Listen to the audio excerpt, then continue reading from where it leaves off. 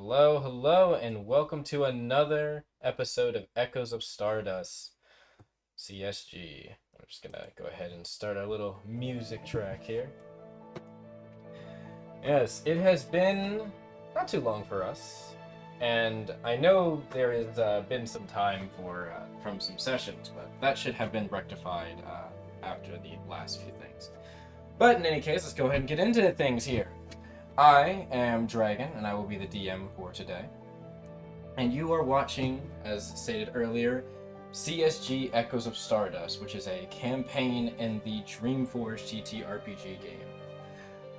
Dreamforge TTRPG, or tabletop role-playing game, is a game that most of us in this group here are currently working on as I'd say not really a side project, definitely a main project. And we're currently developing it for a bunch of people to try out and play and hopefully develop into a wide-spanning,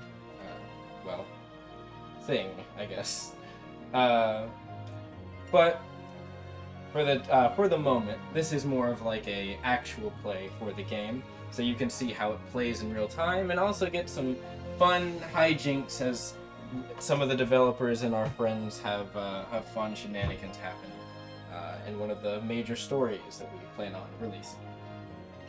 So, as with that kind of explanation given, you are a little bit towards the I guess beginning of the campaign, but we've gotten a pretty good stride now. And actually, you come off of the back of something quite well.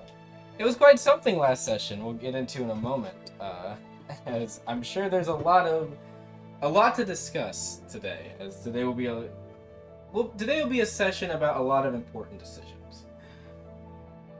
Yes. Before we begin, though, I would like to say, if you would like to, of course, to try Dreamforge out or get to know more of it, of course, you can explore the channel here, where you can find all of our campaigns, some with the developers, some with other players that have decided that they want to help and record some of the content they play and test things out, as well as some other gaming content that just we happen to throw out every now and again. I know we haven't done a lot of gaming content recently, but I imagine in the future we will. Past that, of course, you can find in our description box of pretty much all of our videos links to all of our socials that has some of the development as the project goes along, and most importantly, our Discord, where we manage our community and you can come and get all the documentation if you'd like to try and play the game. Documents like how to make a character, for instance, and stuff like that.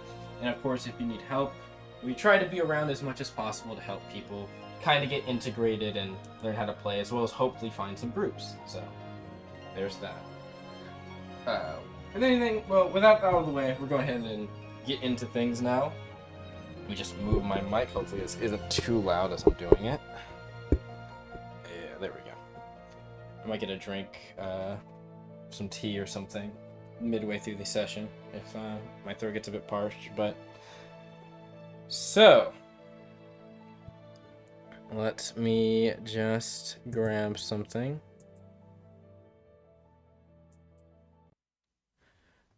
We're gonna go ahead and switch tracks here to something.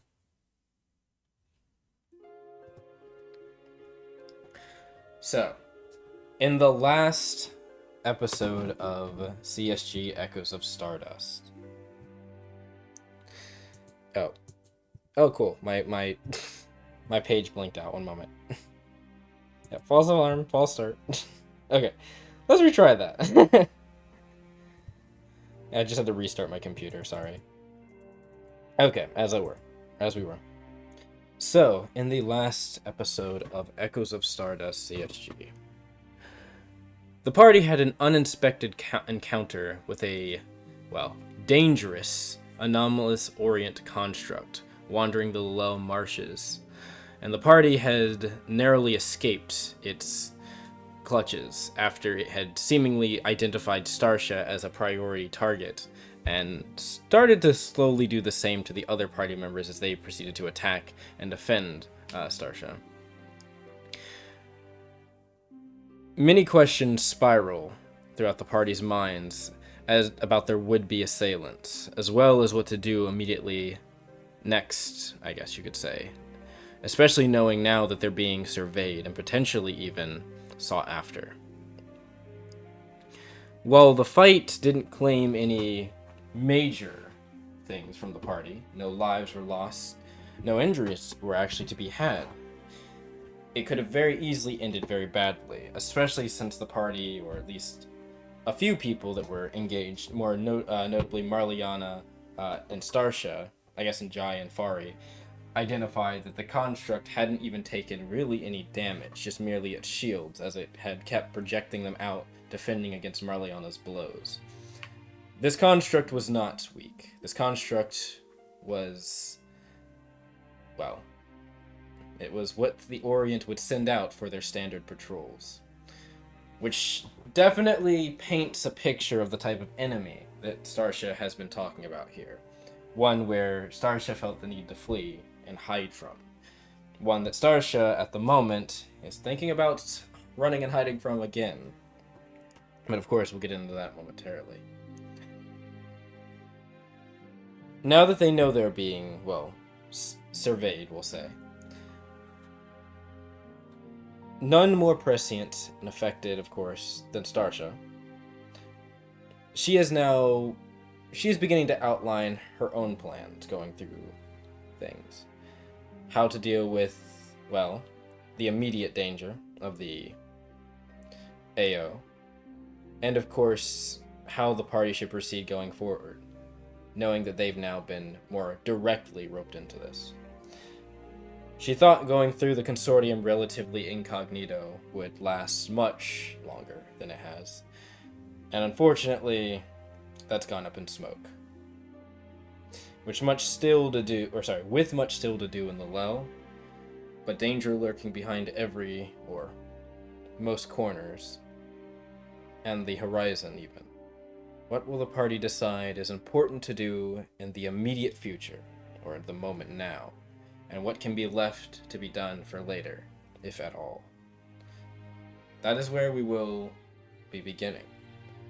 The party has made its way back to Lalel.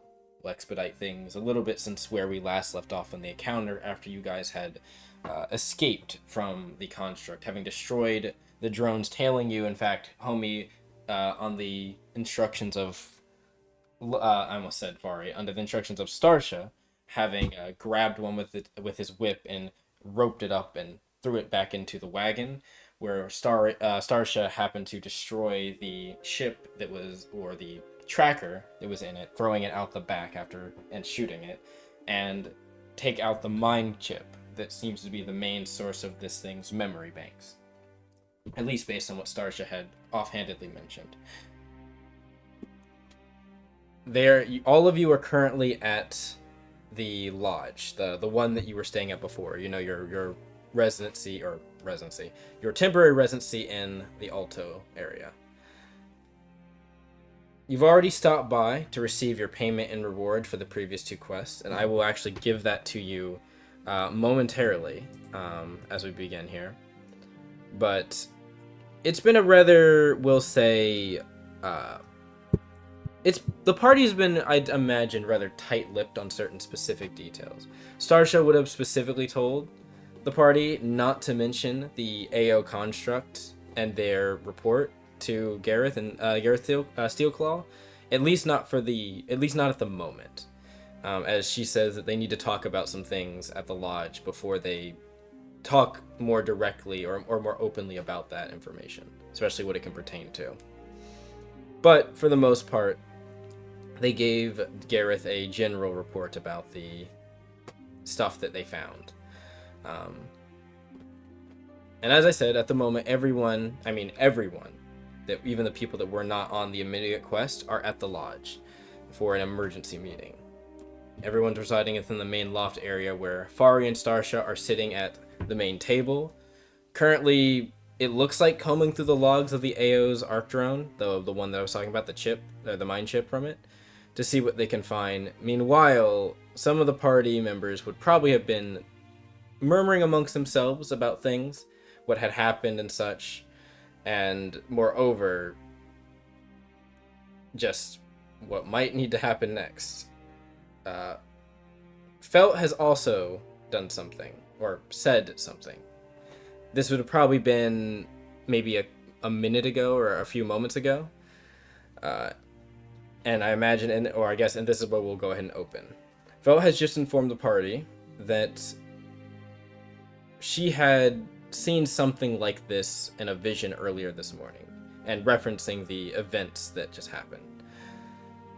There is a kind of silence among certain members following this, but I'll go ahead and leave it to the open to the floor.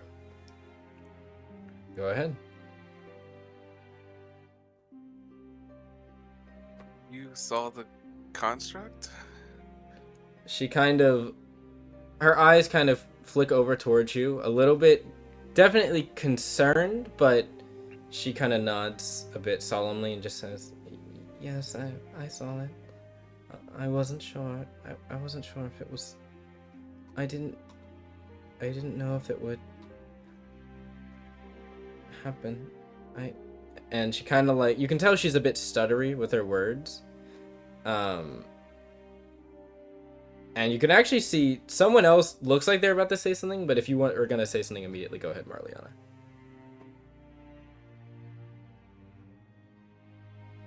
Well, I mean, I'm sure you didn't know what it was, and the plan was for us to be going against constructs, so I wouldn't say you're at blame, but Rebecca, maybe just let us know. Rebecca actually, when you say let us know in time, or next time, Rebecca actually just flatly says, so you're telling me that you saw this was going to happen and you didn't tell any of us ahead of time? One, how are you able to do that? But two, why didn't you say anything? Jai just interrupts and says, "Don't gang up on her." She kind of looks over, like, a little bit, not sternly, just kind of a little bit, I wouldn't say accusatory, just kind of like, really, like, at you, but then looks back and sees that Felt has noticeably shrunk back and kind of into herself, and is murmuring effectively to herself, audibly enough that you can all hear, like, I wasn't sure it would happen. I didn't mean to. And you can see Rebecca, seeing the reaction that Felt is having, starts to kind of shift a bit in her chair, probably sitting beside Homie at this point, and kind of says, hey, look, I'm just thinking about the Lalel people is all, or something. I didn't mean it like you intended for anything to happen. I just didn't know why you would feel the need to keep it secret is all. She kind of looks off to the side. Well, none of this is your fault. In fact, this is something protecting us. That's why we get these, like, visions. But sometimes it's hard to discern, what is just like a nightmare and what actually is a future vision.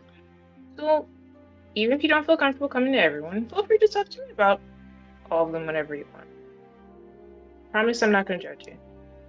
It'd be kind of hypocritical. She looks at you when you're speaking, and there's definitely like a longing look when you say that you don't blame her. It's not your fault. You're scared.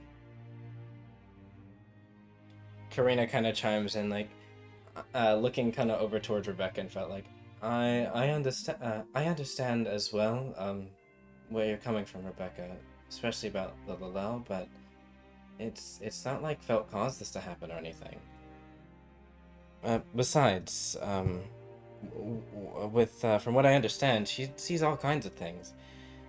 What are we really to know which ones are actually real and going to happen, and what could just be random, like Jai saying, I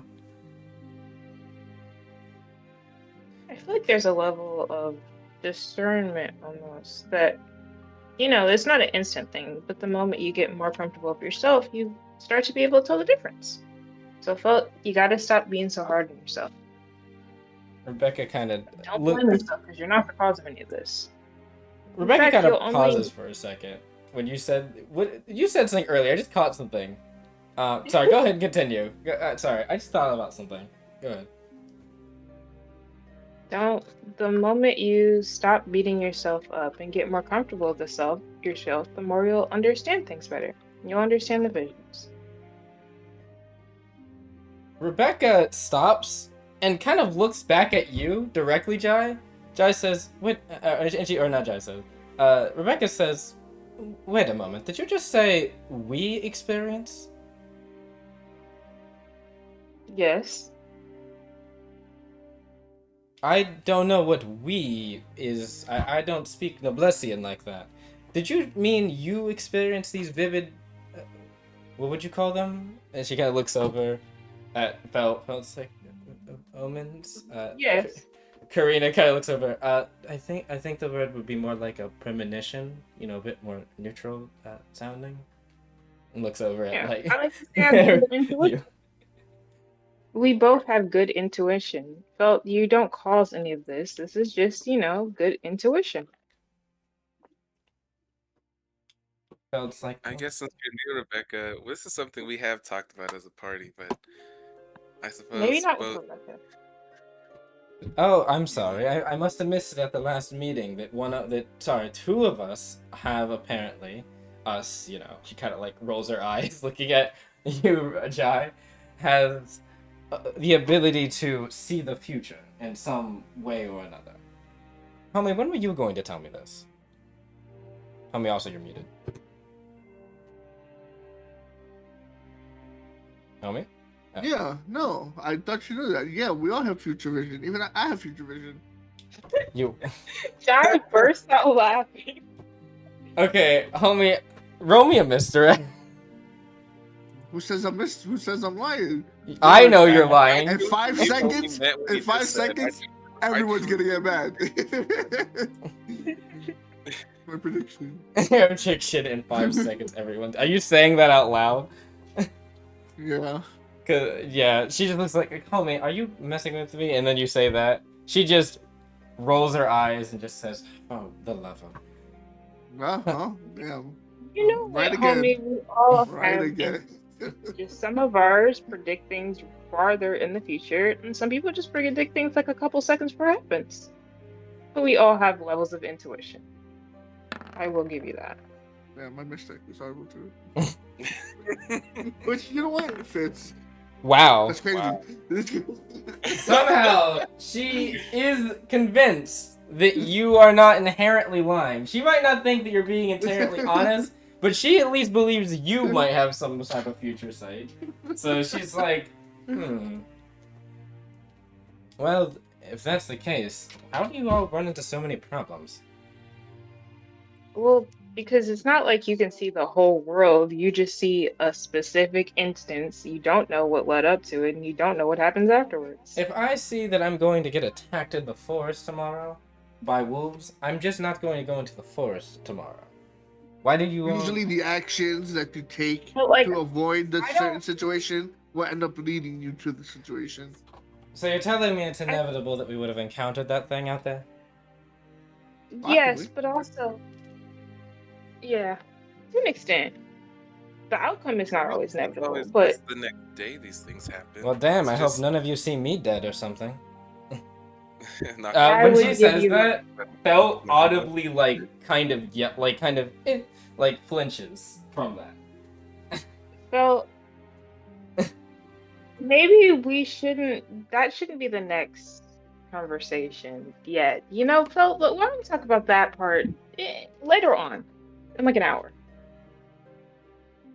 Karina kind of looks over. Yeah, I think that might be a good idea. Also, remember what Starsha always said, right? Starsha's over here. She just Starsha and Far are like, they haven't said anything, and they're not like their ears are flopping up, like they're listening, but they're not really like speaking out or even like emoting towards you all. They're like working on this thing and looking at Starsha's device that has like a projection on it, and kind of every now and again saying something to each other. But Karina's like, something about nothing destined, we make our own fate. Looks over. Yeah. Starsha. Starsha kind of looks like, what is it? And she's like, oh, I was, what's that saying you always say, you know? And Starsha's like, you mean the whole, that nothing is predetermined for us. We make our own fate thing. It's like, yeah, Yeah. that thing. It's like, right. Well, yes, that should be self-explanatory. She kind of looks back at her terminal for a second. If anything, the visions are more of telling you what's going to happen if you do absolutely nothing and nothing changes. But if you do something to change it, it can be changed. But Rebecca, the reason why we can't exactly just prevent everything bad from happening is because we don't exactly know when. You could know that potentially you're going to get killed in the forest, but you have no idea if it's a week, a month, a year, 10 years, 100 years. You just know you get killed in the forest, you So know? the timing isn't always clear either. She kind of, you can see she's murmuring to herself. So it makes it really hard to prevent something if you don't know it's happening tomorrow or in 10 years from now. Felt kind of looks over. I'm sorry for worrying everyone and being a bad omen generally. You're not a bad Owen. You didn't worry anyone. You know, things just need a bit of explanation. You didn't do anything wrong. You know, your powers are never going to get stronger if you keep being so hard on yourself. But if they get stronger, more bad things will happen. You remember what I said? You don't cause bad things to happen. You just have good intuition. You didn't cause it. It's just you sense that something is going to happen. You had no choice. You didn't create that bad thing. It's going to happen regardless. So, because you sense that something bad is going to happen, just like I sense that something bad is going to happen, now we can make the active effort to prevent it from happening. But if we didn't know, we wouldn't be able to prevent it, and it just would have been inevitable. But now it's not inevitable, because we know it's going to happen in advance. What about Quald and Mocha then? What we both saw. Yeah, but things can be changed. Rebecca Until said, it's the I'm sorry, present, what did you it can say? always be changed. Until it's the present, it can always be changed. No, she's looking at you. Felt looks back at you. What did she? No, she said something about Quald and Mocha. What did you mean about that? Felt kind of like, there was another vision. Rebecca's like, so there was another vision. Okay. There's many visions. Great. And you were going to inform us of that when I'm sure when it happened? No. He was a little late on the uptake is all. This something that we've talked about within the last week, but you have joined us fairly recently. Sorry to keep you in the dark. Just hasn't really come up. Sure, we should hand out pamphlets or you know, little get to know each other's every time we add someone new. You know, that one over there can see the future. Sometimes, a lot of times, it can be bad things. So can that one. That one over there. Look at me. You see very interesting things. She like rubs your head, the top of your head a little bit. That one She over said there that's in the future. wants to fight every. He's like, that one over there wants to fight everything that they see, pointing at you, Marliana. That one over there doesn't speak that much and talks about his ex-wives constantly. That one growls at everything that moves. And that one over there, those two over there have been locked in that... What are you two doing over there? And Starsha looks up like, we're working on something, or more of getting information. I thought the one that growls at everything was for Starsha. She's just irritable. She's like, probably crosses her arms, like looking annoyedly at Starsha, who basically told her to buzz off for a moment. Karina's like, I didn't get a special thing. Magellan kind of like looked over like, Karina, I don't really think you want to get a special thing from Rebecca. That was more disparaging. She's like, oh, okay. Well, in any case,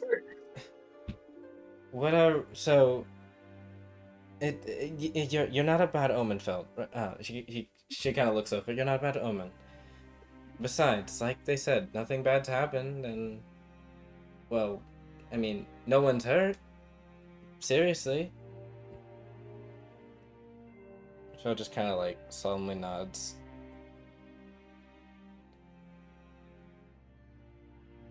Starsha. In fact, Oh, God, sorry. Go ahead. I mean to Uh, cut you off. yeah. Oh, my bad. I No, was no, gonna go. say, in fact, if you hadn't told us about any of the omens, and I hadn't told y'all about any of the omens, things would have been the worst case scenario. But now they're not. Starsha will sit up and say, "Yes, now that we've went over that about felt not being a bad omen, let us get into the important things." And she will turn over what she's been working on with Fari. Fari kind of looks over. Starsha, you could have worded that a bit better. She's like, "What? You? Never mind." She kind of like looks back over, like confused, and then just Starsha, we have to work shrugs. on your people skills one day. Well, we can worry about that later. We have important things to discuss. All right. She will lean down, looking over on the table. If it wasn't for, well, she kind of looks at Fari. Fari kind of like motions towards Felt, who looks a little bit down. She's like, right, like they said, Felt. If it wasn't for your warning, we would have been injured or worse. Besides, if it wasn't for your warning directly to me earlier, I wouldn't have known to, well, I had already been formulating some plans. And I just was caught off guard a little bit when it actually happened. Maybe I thought we'd have more time. But besides that point, if you hadn't mentioned it, I wouldn't have even had an eventuality to prepare for. In any case, she'll look over at. Nah, she'll take like a glance across the table and the main loft area at everyone. Let's get over what we've gathered so far. I don't think we're going to get much more from this thing, but the AO is looking for signs of another anomalous entity in the area. I just happen to be one of the, we'll say, included task. And it happened to run into us at the wrong time. More importantly, the heirloom that I have, and it's currently in her hand, or like in her left palm, as she's holding it up with the screen that's kind of projected out. It's marked as a priority A subject of intrigue. This means that it won't be long before they send out an ahead team to cordon off the zone they believe that I'm still in for capture. They may even, she kind of looks to the side, they may even send her. And what's everyone's passive awarenesses? Good question. Also, John's gonna ask, 10. who's her? 10 you said? John's passive awareness is a 13. 13, 10. Homie. What was the question? Passive awareness. 17. Damn. Well, He's you're very gonna aware. hear, I guess. Also, let me change. I'm changing the thing. Here we go. 17. All right, you will hear. Gathor mummers a bit of something. You hear her mummer. She's kind of sitting on like a little sofa, or I guess like a sofa with next to Magellan, and she murmurs two names. You hear Ikora and maybe Ikora and Orion.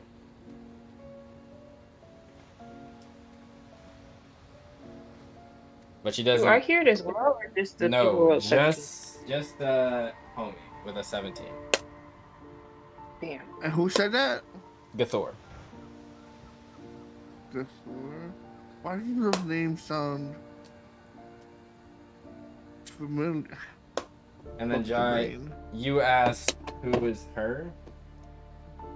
Yes. Starsha says it's immaterial. No, it's not immaterial. In fact, I think if there's a bunch of people coming to kill us, we should know their names, possibly. Rebecca kind of co-signs, nodding. Yes, I think that would go well for our planning, as you like to always say. sassy fox. And she kind of looks at... She's looking at Starsha very annoyed. Roll me a logic. Me? Yeah. Roll me a logic. Okay. And then, homie, I assume you're looking to see if you want to say something?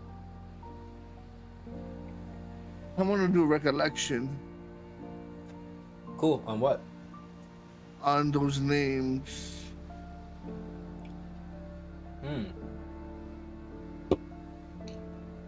Okay.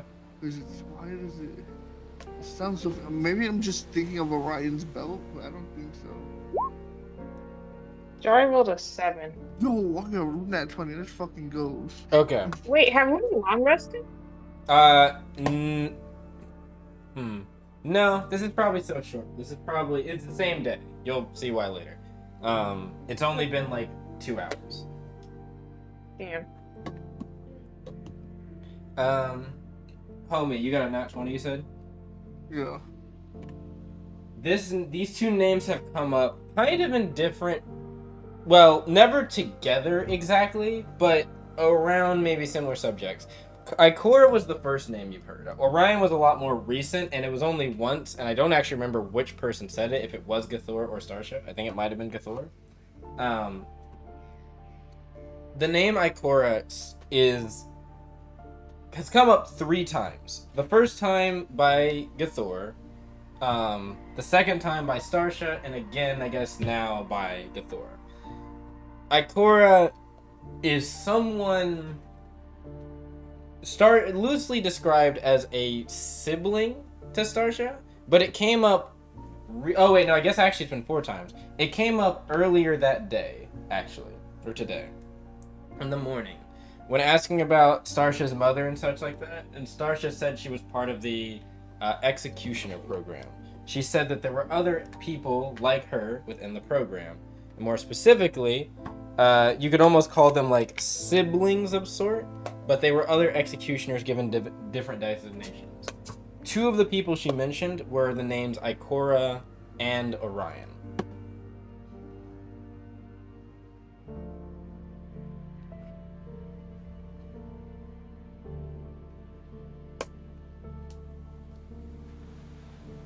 I think Gathor referenced her as a sister almost to Starsha during in one moment, and she said this information came from the displaced Gathor, DG as you guys call them, or has been called now.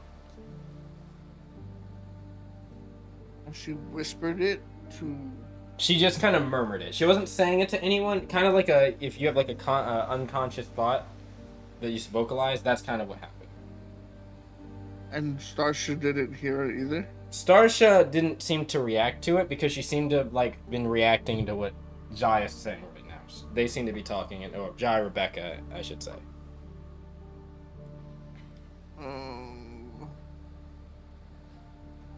I guess I'll just... Well, if I know it's about Starsha's sister, then I'll be like, what's this about Starsha's sister? I'll just say that. Starsha looks over at you and kind of doesn't say anything. Rebecca's like, Starsha has a sister? Yeah, he has a whole family tree. Starsha says, we're not blood related, but I guess you could call us siblings in a way. We were both, you could say, lab rats in a way. She says that with there's definitely some disgust when she says the term. Not Ikora, but when she talks about being a lab rat. Mm-hmm. I probably have it written down before, but how do you spell Ikora? Ikora, Ikora. Nice and simple. Not too particular. And Orion is spelled exactly as he suggested Orion spelled. Mm-hmm. Actually, where the name comes from too. Or I guess, yeah. Anyway, and she kind of says, as I said earlier today, both of us, or Yes, Orion included, were all part of the executioner program when I was young. Child soldiers, devices for use for killing anomalies and others that the AO wanted.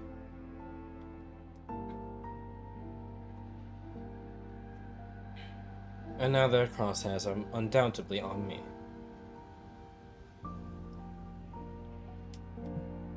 So you said that they were searching for other anomalies in the area? Yes, that was what we were trying to figure out, is what anomaly they're speaking of. Believe it or not, it seems like there's a lot of anomalous activity around, well, seems like the general consortium area. I now imagine the one they were investigating now might have to do with either the water chimera or the Beogol, but I'm not really sure. Considering Jai, did you tell them the name of your Beogol, if I remember correctly? Or did you only, or do you only know it? Because if you didn't say it, then she would just say your Beogol. She wouldn't say the name. I'm almost I don't certain. remember. Nah, I don't think. I don't think you've told us, but you have know, not told us you about do know the name. You do know the name for certain, but Yeah. so she would say, considering what Jai's Beogol Bondi said, it seems as though that the Beogol in question here is acting not exactly normally. So I would wonder if that's the anomaly they were noting. But considering that weird water chimera stuff, there's also a good chance of talking about that. Pick your poison. Either way, it's a bad meal. So we should get out of here. That leads me Something to the next boring? thing. She'll go back to the, what was that? I don't want to misquote what you said. What did you say, Marliana? You said something about quarantine. Yes, they're not quarantine, more like they're cordon off. They'll seal off the zone they believe that a subject or a priority subject is within. Usually they'll slowly close in on the zone until eventually they've got their target. Karina's like, And they wait, can does do that mean... even while hidden? What was that? They can do all that even while staying hidden from the general populace? Yeah, Karina's actually like, wait, does that mean that they're gonna come to Lalel? If there's more of those constructs, Karina like actually sits up, like almost grabbing some of their gear, and Starsha's like, Karina, calm down. They're not going to immediately try to do something like that. That would only happen if the anomaly in question was, well, even if it isn't even the consideration of it, they wouldn't try to do that as a first step. That would be a last resort. And, as Jai alluded to, we might not be staying to begin with, so they wouldn't need to. To your questions, Marliana. No, well, they won't send constructs into areas like this. They'd be too easily noticed. Even a regular Architechian construct would probably be noticed in this town, though the drones do fly around and buzz every now and again. No. They'd probably try to go a bit more casual. They have humanoid members, you know.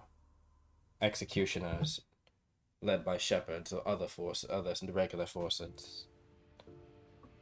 They're quite well at hiding. Remember how we didn't even see that construct even after it fired that radiant beam. They have an active camouflage of sorts. It makes it very hard to notice them when you're not keen on the sensation that is emitted when they activate that device. Then all they have to do is figure out a way to isolate you, or just close in and cordon off an area. They're good at mopping up things and making their presence not exactly known, and even if it is known, they're good at making it look like any simple radar of some kind. Or accident. Besides, they have eyes, ears, mouths, and stake everywhere. No doubt, there could be someone even in this very village that happens to work with them. Scary thing is, there's probably some that do and don't even realize it.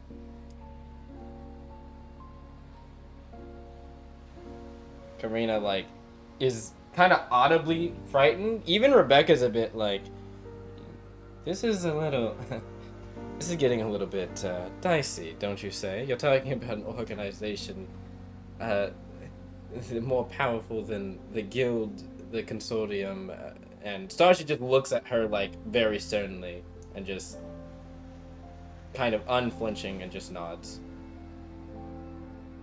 It's good to be aware of the trouble at hand and know their strength, but you also probably don't want to start panicking. 'Cause you're not going to be your strongest fighter if you're panicking. Rebecca's like, right, no panic.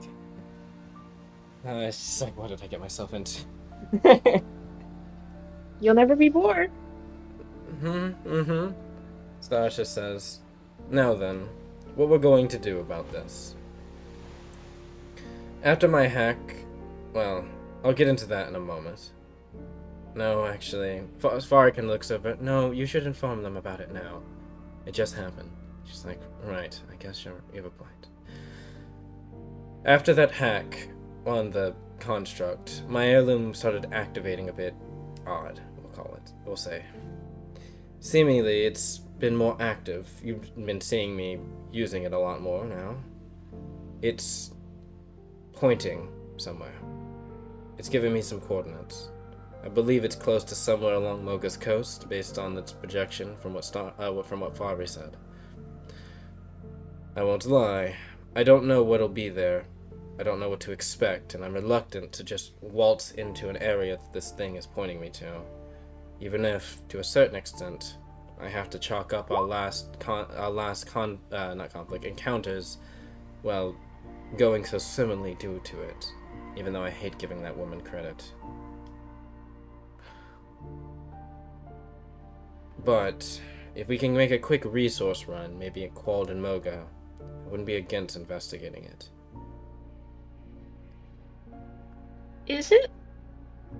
Is your heirloom pointing us towards the AO or away from it somewhere safe? I don't know. That's the confusing part. I don't believe this thing is part of their technology. If it was, they probably could have tracked me by now. I think it's part of the reason they want it.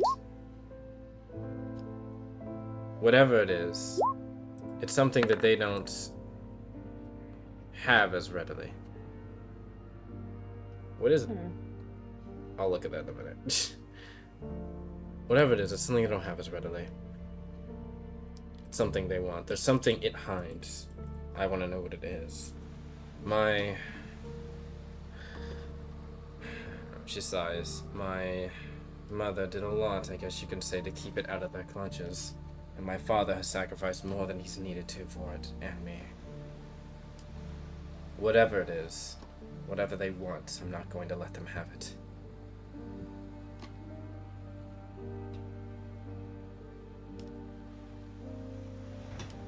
She kind of like grips on, she'll grip onto like the device tightly and kind of cuts off. So, once we're prepared, I want to go there once we head back to Moga. Hopefully it's something that can help us in dealing with the AO more immediately, but even if it's in the long term. I also have some ideas on some other things that might equalize some of the, we'll say, competition between them. Fari has some other things as well, but let's get into the point. I think, she looks over at you, Jai, and you agree as well. We need to expedite our time here in Lalel. Personally, I'd prefer we leave Lalel altogether by tonight, but tomorrow I'm also not against. We should make our presence known in Quald and then, or Moga, or even just both of them. We need to get their watchful eyes looking in a place that we don't have as much attachment to. And she kind of looks over towards Karina. The sooner the better. Karina kind of like quickly nods, like, yeah. What about the people in Quald? She's like, I'm sure that they won't do anything to them because we won't be there soon. Karina, What about the car? Go ahead, sorry. And the pets? And the egg? She kind of says that was the next thing. Karina Marliana, you'll be going to the ritual tonight. The egg should be ready from what I heard from Nuna. Or from what I overheard speaking earlier. I'm sure they'll send someone to tell us soon. From what I overheard Gathor talking about earlier. Nuna said that she'll send someone when they're ready. the egg, once it hatches, it's not necessarily going to be able to pull a cart, is it? Well, I was thinking the same I'm thing, not yeah. sure. We'll have to figure that out too. I'm guessing we can speak with Nuna about it. I know that they're not going to want to give us Brutus and Sobek forever, but we might be able to come to an agreement. She kind of crossed her arms. We'll see. Or maybe there's something about the ritual. Karina kind of looks over, holds up a hand, and Starsha kind of like nods to her. About the ritual. It shouldn't. Well, they might not be able to pull a cart immediately, but maybe in a couple days to a week. That fast? Karina nods. Yeah, part of the ritual, from what I understand at least. I mean, even though I haven't gone through it, I still I still researched it and studied it and had to prepare, right? You know. Mhm. So, that is. Starsha says, "Go ahead." Well, see about the ritual, the way it works, or the bonding itself. Kind of, I don't. I'm sure that Nuna would probably say this is a bad comparison, but I think it might be kind of like Jai's connection with the Beogol. That they feed each other energy, so to speak. There's like a synchronicity. That was the word Nuna used a lot when I was studying it. Same, Egrin also said something about that. And the energy you feed it can expedite its growth. Not just that, apparently part of the ritual involves using raw materials like meats and other types of things that effectively grow the creature a little bit quicker than it normally would. Mature some of its mind and its body more specifically. But it does still take some time for the minds to coalesce. But apparently, because it's leeching from your mind, it can leech a lot of information and effectively grow at an extremely expedited rate. It's actually how it's kind of neat. It's kind of crazy how the Alto are able to effectively we can get so many beasts up and running for assistance if we need, just because of the bonding ritual. Well, if that's the case, make sure to teach your child good morals. Oh, my apologies. She nods. That is the funniest thing I think I've heard Jai say ever. Just given who they are. But Karina kind of nods, like, yeah, I wouldn't teach you anything bad. I guess it kind of goes vice versa too, but I'm curious what, I guess, instincts, well, I'll garner from it. You too, Marliana. I'm really interested to see how this whole bonding thing works, and if it grows with me and I grow with it, all the better. Mm-hmm. Oh, don't worry, it's not painful or anything. Like, they're not going to, like, stab you or something. I wasn't worried about it. Okay. And I Did know some Marliana? people... Go ahead, sorry? Go ahead, sorry. Oh, my bad. Did Marliana say the other thing out loud? Which other thing? No, I did not. Oh, okay. No. Oh, that was funny that Jai said that part? Yeah. Oh, no. I figured that was an Eli comment. Anyway. I should have Iron Man that, but that's okay. Just say, I just, I know some people can have some weird expectations about the Alto, the primitive stuff. We wouldn't do anything like that. Starsha, I don't have any expectations one way or another. I'm new here and am just open to the new experiences. Karina's like, oh, but if that means we're leaving soon, it kind of thinks. Starsha kind of continues. Second, once we're done with all of that, we should meet up with Eobon, Greyfang, and Hirata. Apparently they're ready for us to return back to Quad anyways, so this works out. The next stage of the plan, I guess, or their plan to free Moga's coast.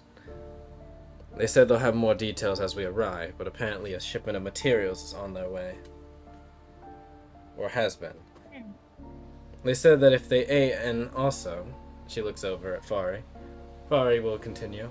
They said that if we aid them, there'll be a ship involved. as a reward, meaning that that'll address the main issue as of transportation around the consortium for us all. A ship? She nods. They didn't clarify what type. Apparently at Mogus Coast, or Mogus Docks, they have a couple different options they're willing to transfer over to us. Well, one of them. Rebecca kind of looks at her. Her eyes light up. She's like, "Did you say a new ship?"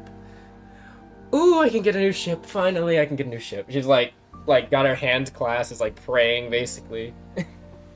A new ship sounds nice, but please say we're not going to just be joyriding through the consortium.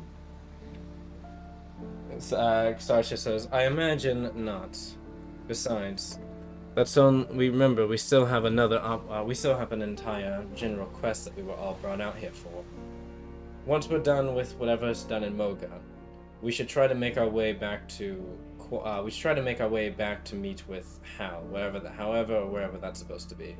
And once we do, we can get out probably through the Lalel waterways, make our way out to the open seas, and head our way over to Capel."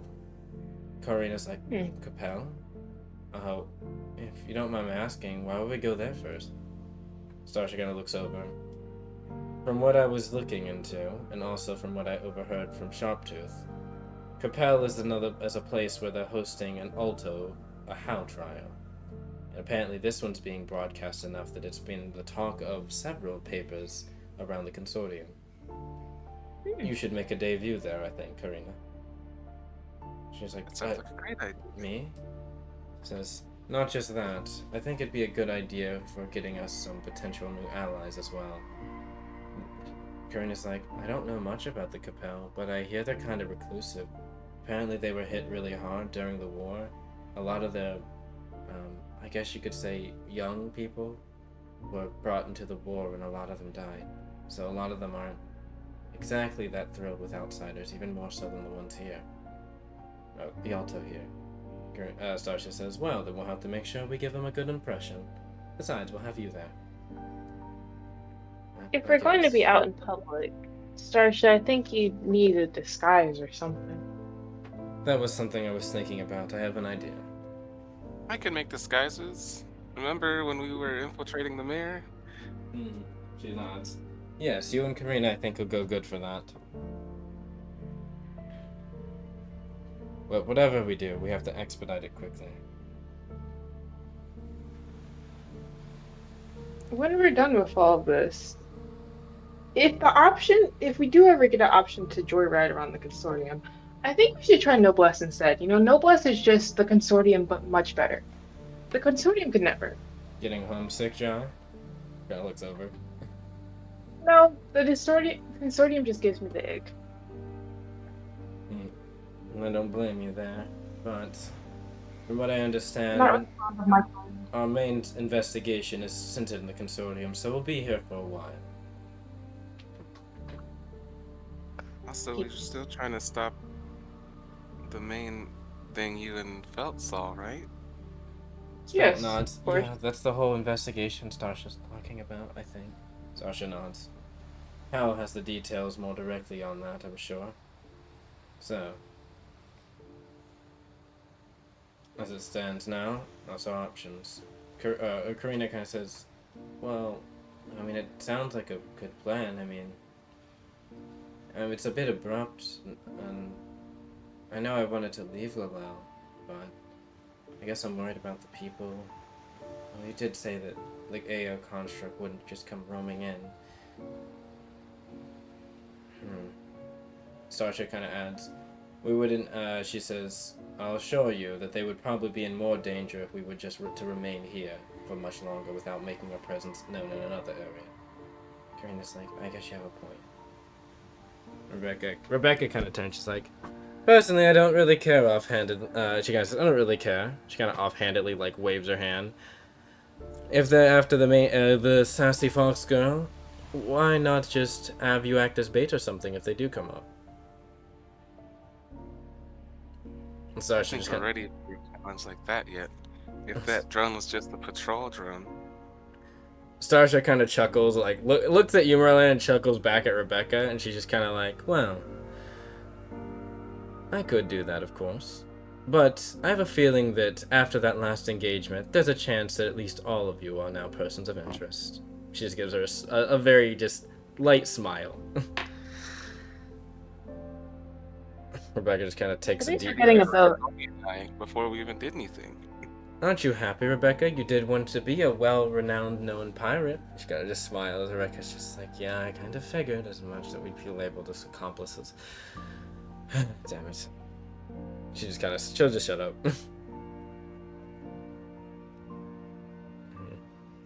There's nothing wrong with being an accomplice as long as you make Rebecca's good like, strides. we're hunted by, it sounds like some type of world-spanning, I'm sorry, anomaly killing, super organization? What? I don't even know what to say. I'm gonna have the world's best novel when all this is over, and that's all I really care about. Oh, that's fine. That's nice that you have future plans. Would you happen to be writing your obituary as well? Because, might You need to know, be. that's a good idea. I'm gonna write my obituary and I'm gonna fake my death so then I can exist in the world and do whatever I want with no consequences. That's a lovely idea. Thank you, Rebecca.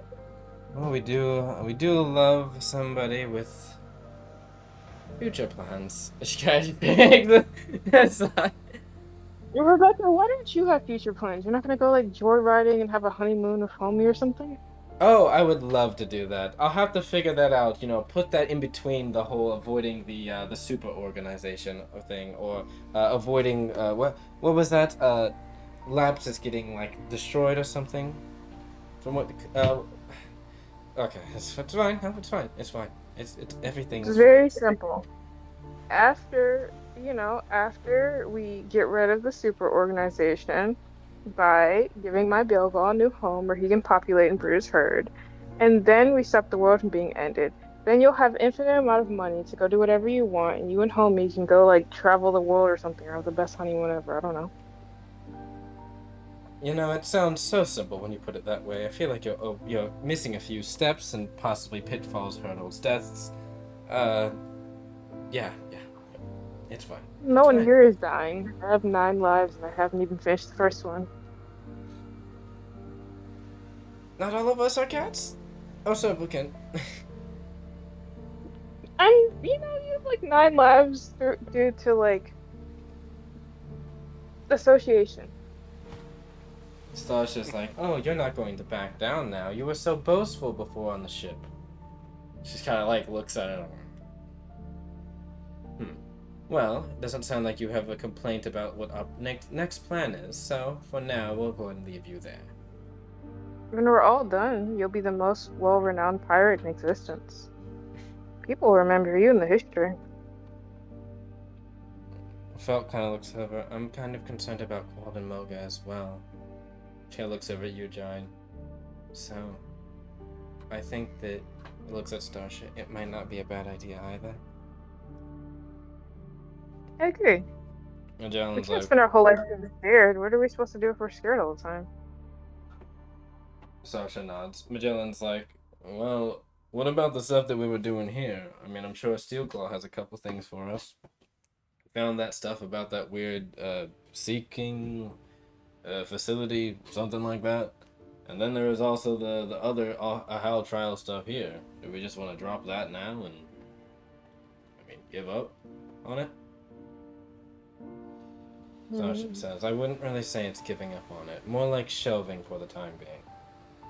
We need to be out of this area quick, not just for other safety, but our own as well. On top of that, the longer we stay... Or sorry, I shouldn't say the longer we stay. All of us weren't there when the drones came, were they? All what, sir? All of us weren't there when the drones came, were No, they? Were we? Magellan, there were two people that I believe weren't. It was Magellan and Gathor? Am I forgetting anyone else? I think that was the only two that weren't present. Yeah, that was it. Correct me if I'm wrong, but I believe it's just those two. They were not present. Magellan and Gathor might be safe to tie up any loose ends an extra day, but we definitely have to look it out. Magellan's like, I don't think that I can just go do a whole trial by myself, alright? Listen, I'm the man, but not like that. Hear me out. You'll get all of them wives back. You got a point there. Also, no, I don't think I can do that. And no offense, but Gathor needs felt by. True. Gathor just kind of nods. He is right. Starsha says, then we'll all be going then. But she kind of takes a deep breath. I don't want this to be a decision that I'm forcing upon everyone. Rebecca's kind of looks over. No, of course not. Starsha says, I'm just laying out the options and I'm laying out what could happen. If it's just slated in what I want, it's not because I'm, we'll say, stacking the deck in my favor. I just know a lot about what's going on, or moreover, what we could face. And I know we should try to avoid it. Unfortunately, and she looks at Marliana, she'll look at Jai, Homie, kind of across everyone. We're not ready in a direct confrontation with the AO. We're just not. Can I roll to see if Starsha is withholding anything? Or not being... Mood. Roll me a mood. Okay. I mentioned before that if you see any executioners or any AO, that the option is to run. Now you can see what I mean by that. Even just attempting some of our best things. I wouldn't say we couldn't have won that fight, but it would have been difficult. And that was only one of their constructs. I rolled a 14. There's some information Starsha definitely is hesitant about, but she's not lying. Like, you don't get the vibe that, like, she is misleading any of you. She might have more clarity on why she believes you all could not win a direct confrontation. But that's all I'll say. And she'll continue. But besides that, I want to give us a chance. A fighting chance. I've told you all certain things I plan and want to do.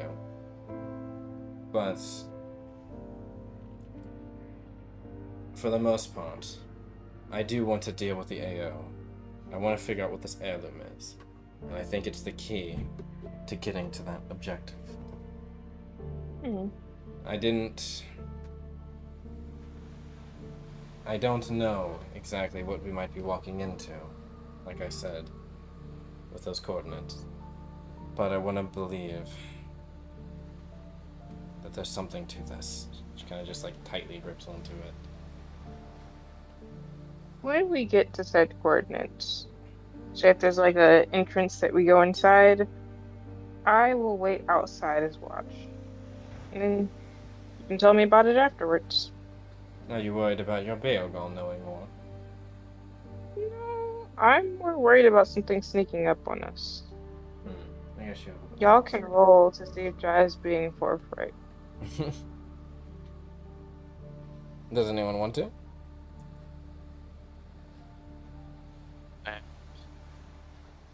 We'll trust you, Jock.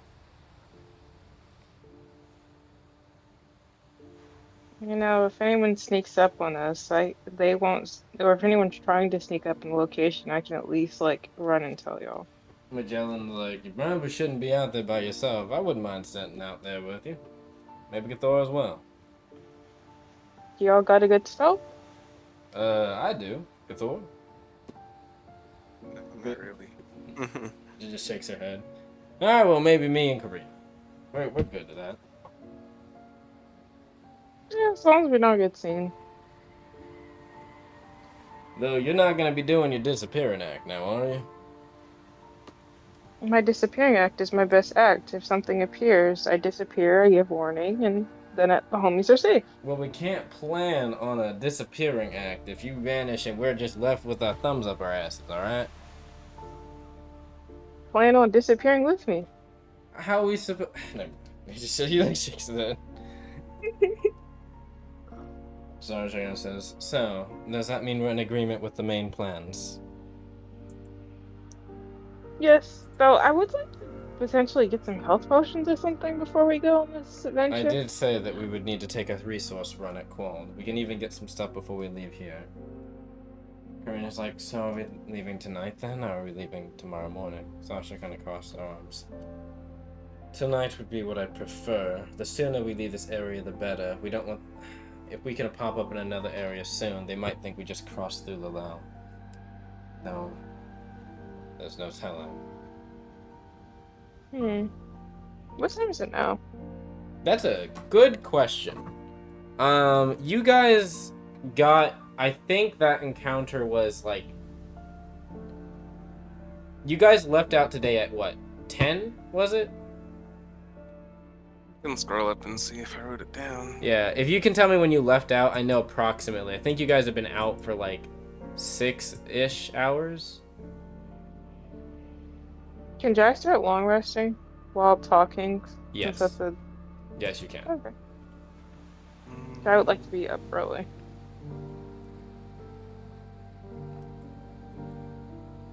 Because if it's 6, that means that Jai could get a long rest in by like 2?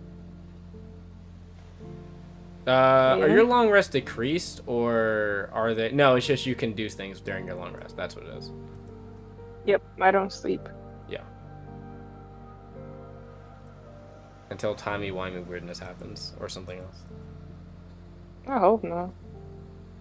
That means you get to see more visions. Don't you love visions? No. Actually, as you're looking for that, speaking of that, Jai, as you're looking for that, Eli, you can just type it to me when you find the time that left out, or if you have like a current time as well. Jai. Yes.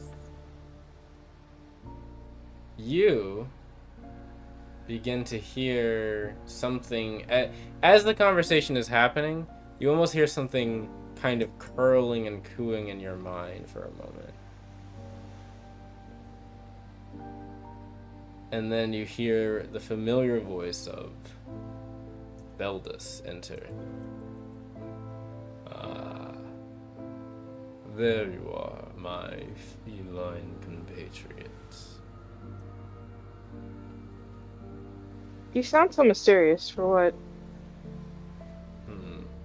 I was just listening in. It was as you said, or as they said, team meeting. Isn't that what you all call them? I figured that I'd listen in. Yeah, I never said you couldn't. Yes. I'm kind of... You can hear the cooing for a moment again, kind of curling around, and then you hear... It seems that one, and you have a sensation, your eyes kind of slowly look towards Starsha for a moment, and then slowly look back to where they were.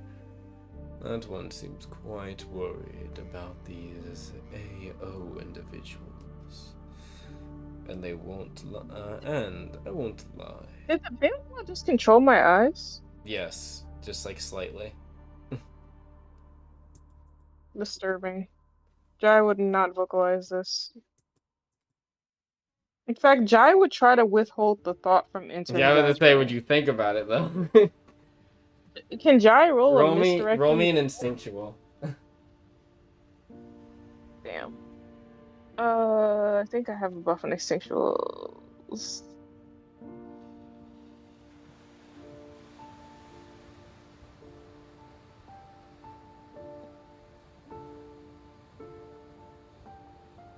Damn, not enough. Roll it up. Roll. Jai roll is 13. Here it's... there's something a matter. I don't remember giving you permission to control my eyes, do I? It was just merely a suggestion to know where I was motioning towards. You could just say your name. I suppose. If you're worried about me taking control of your body, I would not worry too much about that. There's not much I can do on that front. Besides, I would never think of doing something like that. I want to roll to see if he's lying. Yeah, feel free. Roll me a mood.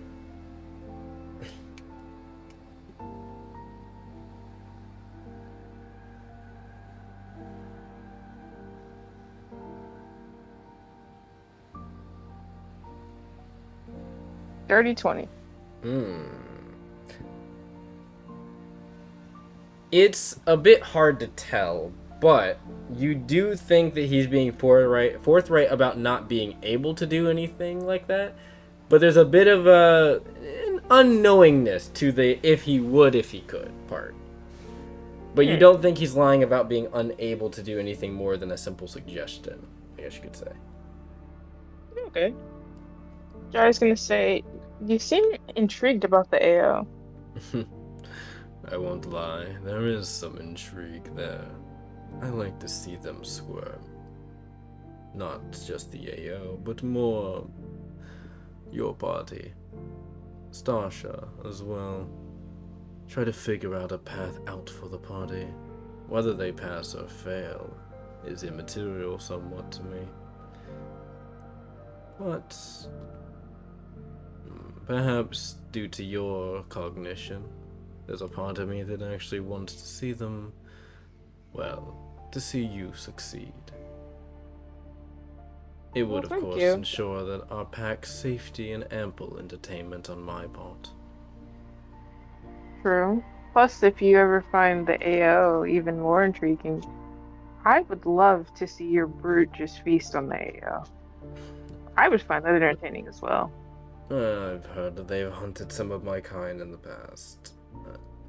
I don't have any ill will for that inherently, but no doubt they would do the same if they've met me, or you, of course. I have a feeling that that construct happened to notice our little pact.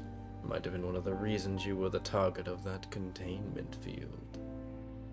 How interesting these devices they have. What? That actually makes me ponder. Why have you not called further on our pack's power? And I suppose I am not aware of all that I can do within the pack.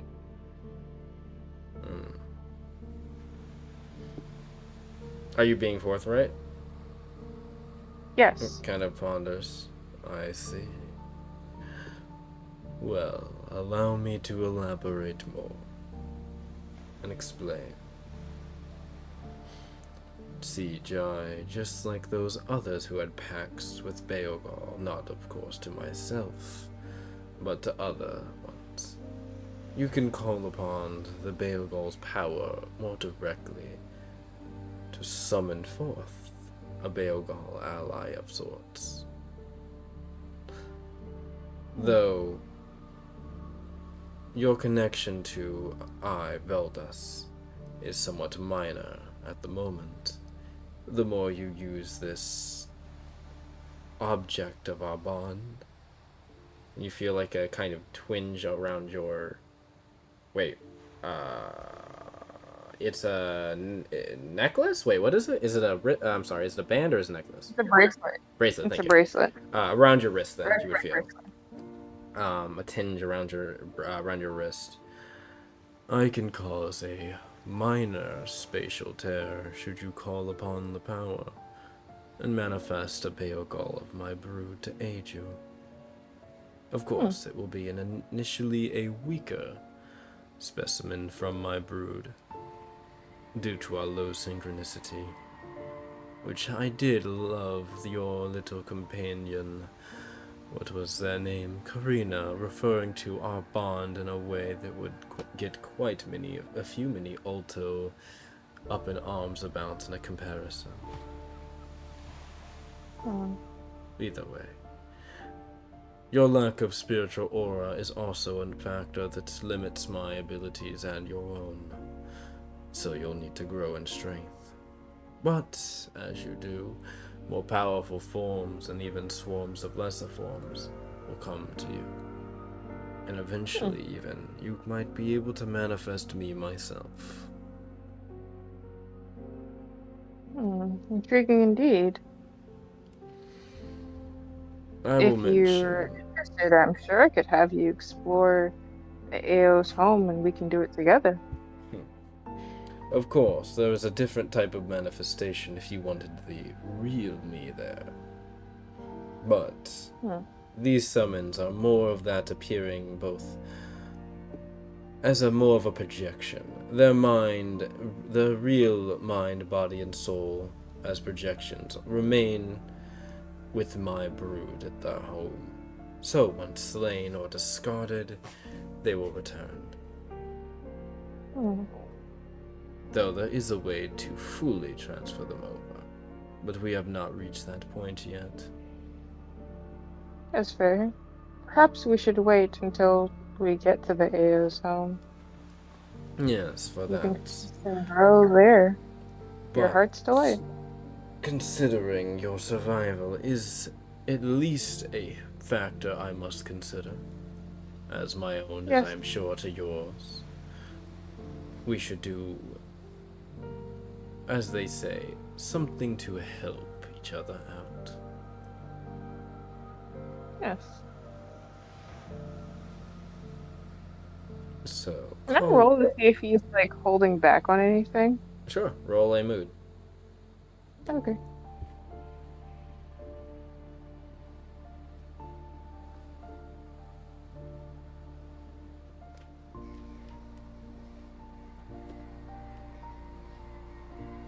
Rolled a 18. There are some things he has not stipulated that are definitely there, but you kind of feel like it's towards that portion he was talking about of like we haven't reached that point to talk about yet. Towards like the fully summoning part, there might be some stipulations or certain factors that are of intrigue to you, but he's not clarifying them. Is he being honest about his intentions? Hard to tell. You go for 18? Damn. Yep. It's very hard to tell his demeanor, unless he's deliberately letting you know. Okay. He kind of says, if you wish to strengthen our bond, you will need to use the stored energy within the spell you've stored. I can tell you that a spell of a causal variety will draw more power than that of an arcane. And of course, channeling any spell through the bond, through our bond item, will do you wonders in gaining more of our presence. And as well, manifesting Beogol to assist you. Fascinating. Note, there is a, how shall we say, delay on this factor. See, once you summon one of our brood, or one of my brood, he would continue. Excuse me, sorry. Little burp. He didn't burp. I did. He will continue and say, once you summon one of our brood, or one of my brood, you will need to wait some time before you can summon one again. I believe a sort of rest will be in order for you. Of the A long longer rest or a short variety. rest? Of the longer variety. Perhaps later it will not draw as much out of you. And be careful. In some cases it might cost more of your own spiritual energy. If you overextend, you might fatigue yourself slightly. Just keep that in mind. I wouldn't want you to put yourself in a difficult situation. I'll keep that in mind. That is all I have to say. Is there anything you'd like me to discover specifically about the AO? You seem intrigued. I am sure more will be revealed, and you've noticed as well. The sassy fox, as that other one that human likes to say, she hides some secrets. course. I feel like we all do. Ah, don't we, my feline compatriots? Just- Hmm. You're quite an intriguing individual. I will say I learned more from you than I could from any textbook. What is that saying? It's best to get hands-on training sometimes. That is true. Hell yeah.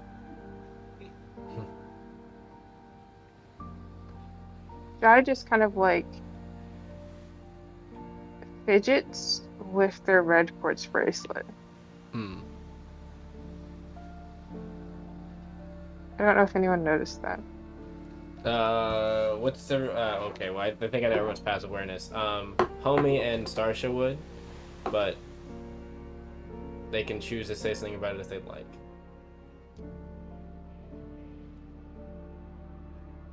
Would homie say anything? Does homie say anything? Nothing.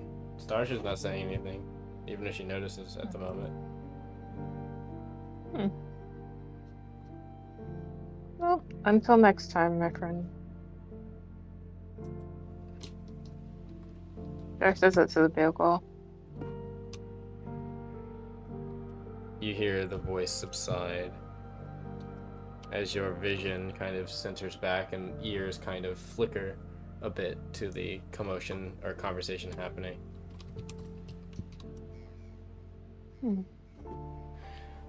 So yeah, also confirmation should be around 5. I believe 4 or 5. We're gonna go with. Actually, I'll give you an hour back. We'll go around 4. So if I long rest from like 4 until like midnight, it's like a full rest. Yes. By the way, 4. It'll probably be closer to 4:30 now after this conversation, I should say. But 4 would have been when you got to Lalel, back to Lalel. Okay. But in any case, as that's happening, Starsha says, so, with that played out, and as you hear that, there is a, at the door of the lodge. Jai kind of jumps, but then tries to hide their anxiousness. Rebecca kind of sits up, it's like, oh, who's that? Starsha says, I imagine that it's probably something from Nuna. Would you go and get the door, please, homie?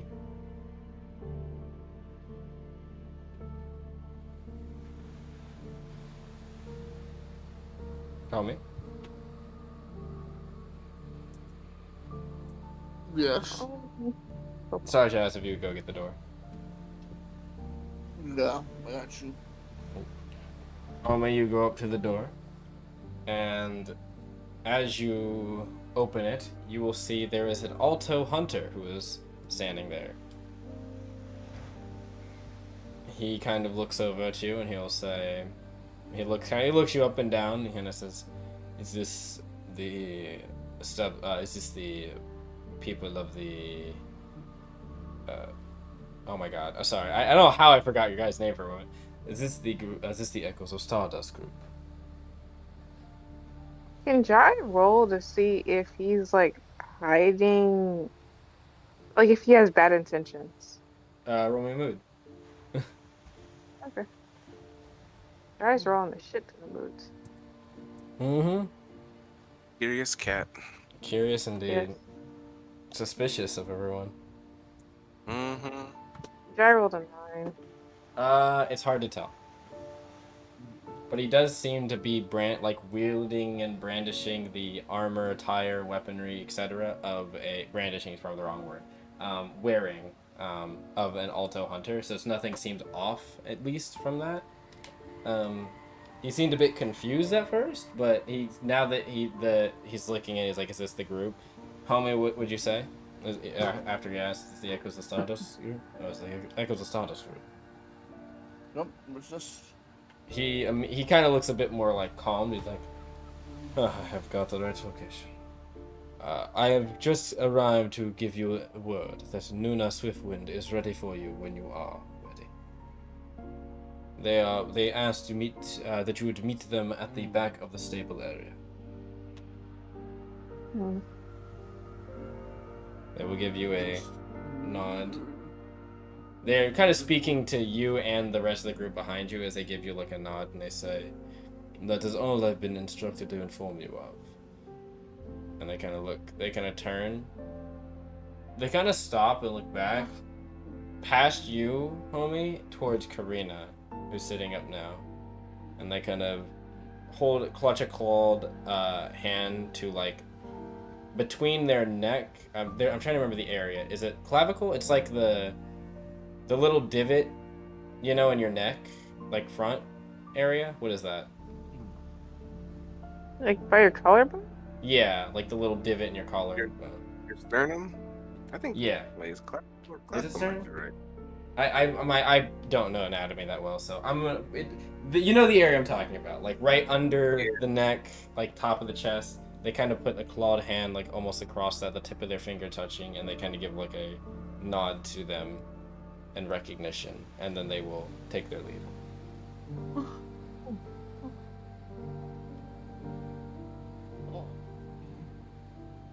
Starsha kind of looks over and says, "What was that?" Akuna says, "It's a sign of respect, I guess."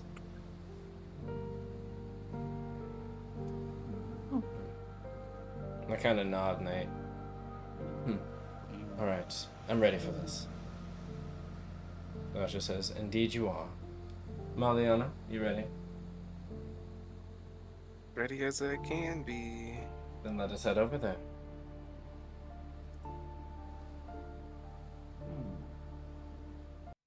So, Can I walk over there and still long rest? Is that yeah. considered like activity? Yeah, because most of you aren't doing anything other than watching this portion. You're just kind of Okay. walking over there light activity. So yeah, you can walk that way. So, you good, Lewis?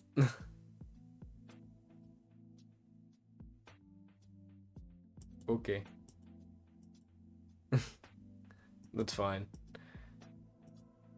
What is happening?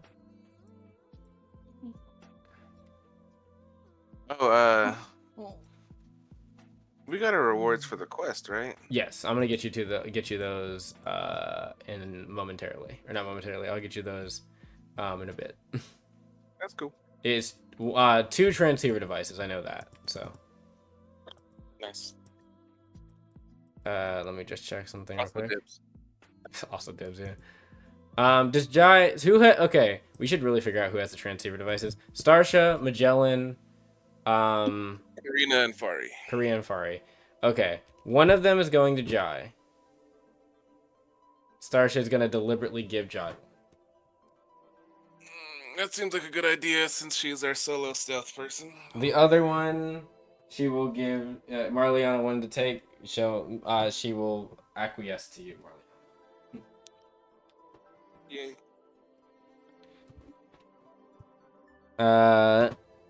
But yeah, so as that's happened, you guys make your way over there. The rain is still coming down, but it is a light rain. It's no longer that medium or heavy rain you were experiencing. It's just a slight brief pitter patter. Jai is hissing and huddling under an umbrella. That is fine. It feels so good. It's like almost feels like a blessing. Marliana skipping, Jai hissing. Yep.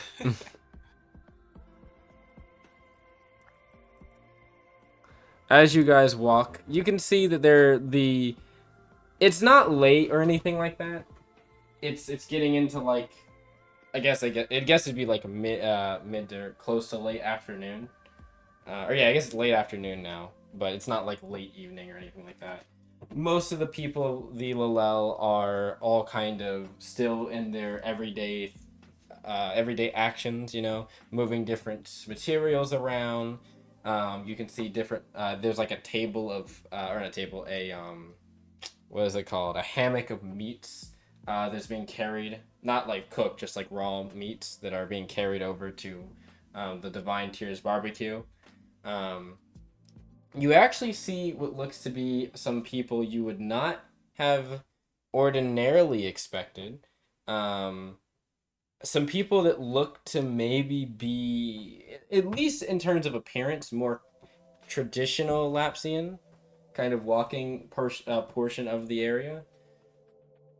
Not a lot, just like a group of like 4 or 6 of them, kind of talking to each other. They have an alto hunter that's accompanying them, who looks a little bit like not like angry, just kind of like, I guess my job, like basically like my job is just to watch them, and I'm bored. They look to be of varying ages, middle aged. You can see 2 young ones and a couple older, one older person there. They just seem to be more like you'd expect, like traders or tourists. They have like a wagon that is being carried by a horse behind them, but nothing too out of the ordinary. Just seems like they're letting a little bit more people in to like trade and such like that. Yeah, I was bumping over to Karina. Like, is that pretty common? Karina's like, no, not Not really. frequent. I wonder if Sharptooth I guess took the moratorium off on trading with some of the Lalel and some of the others and Wald and such. Seems like a good step forward. Yeah. She kind of looks over. They look over at you and like that. I can think so. Yeah.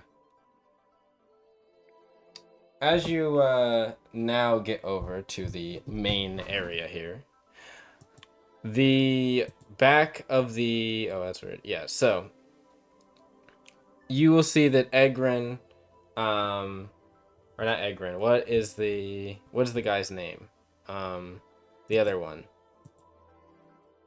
I can look that up real quick. I had it pulled up. I really should not be doing this. I had it pulled up. All right, I'm gonna find it. His name is What?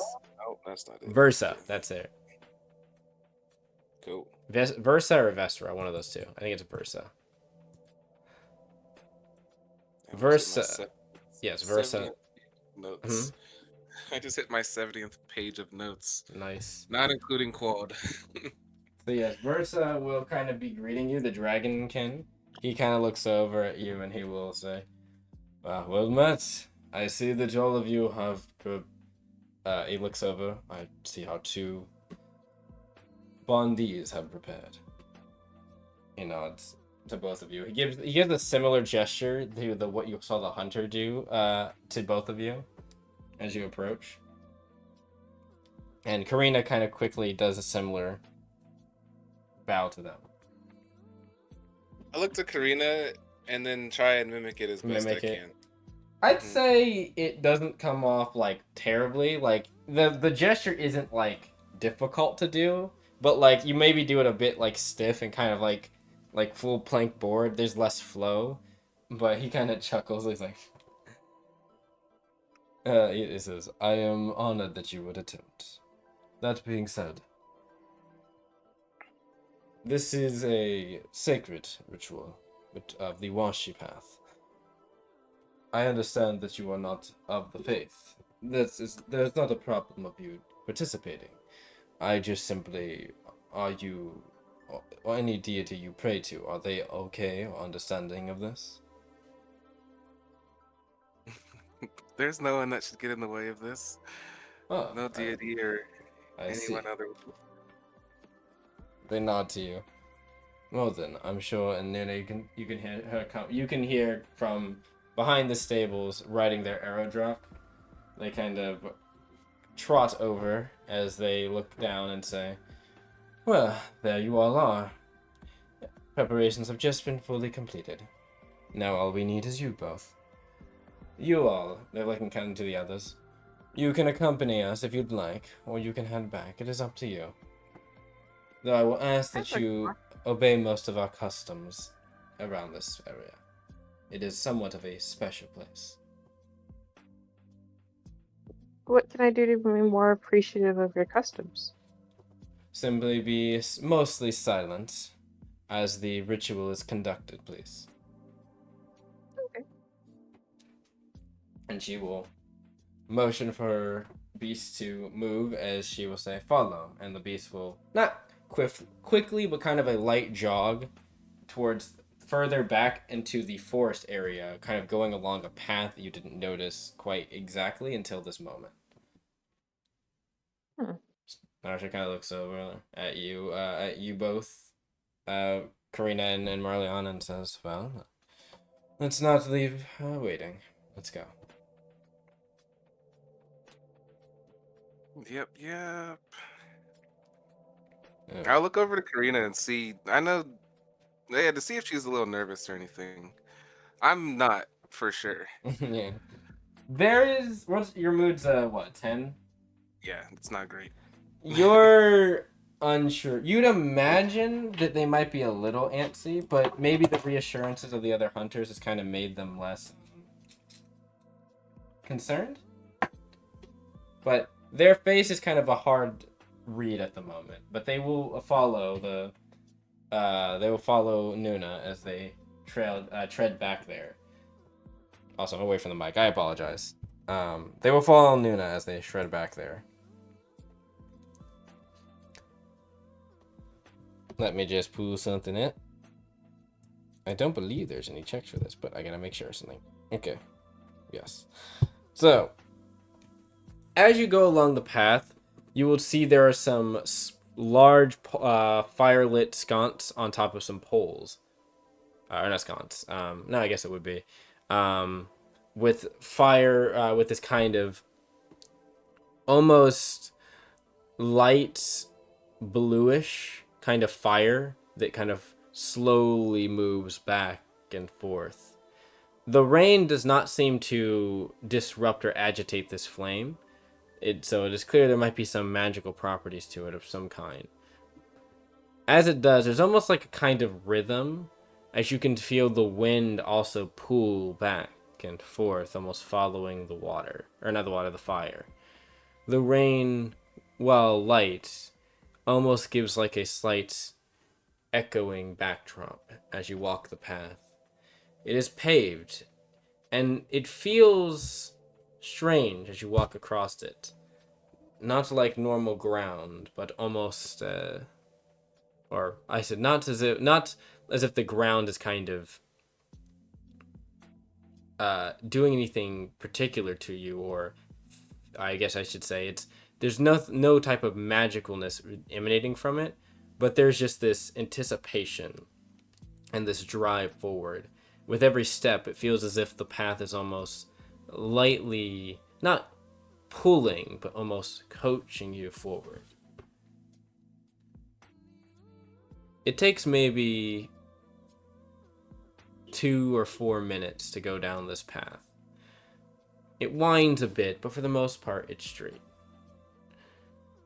And eventually all of you will end in a clearing.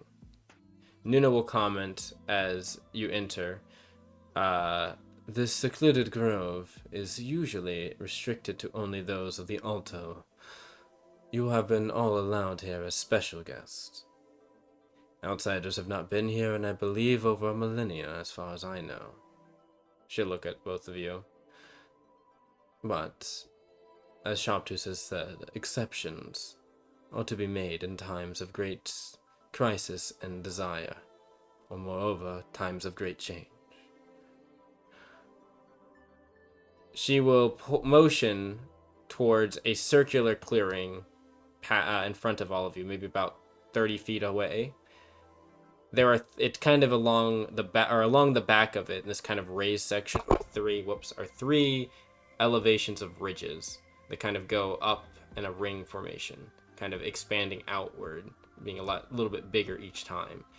In the center, on the floor, is a platform slightly raised, which houses 2 crates of thatching. And within, you can see slightly peeking over the top of one of these crates is the egg. Or 2 eggs. There is a raised podium in the center of this area, or the center of this platform, beside the eggs, and a large table, kind of stone table, that rests within which sets just behind towards the center, or in the center as well, just behind the podium in the center, I should clarify.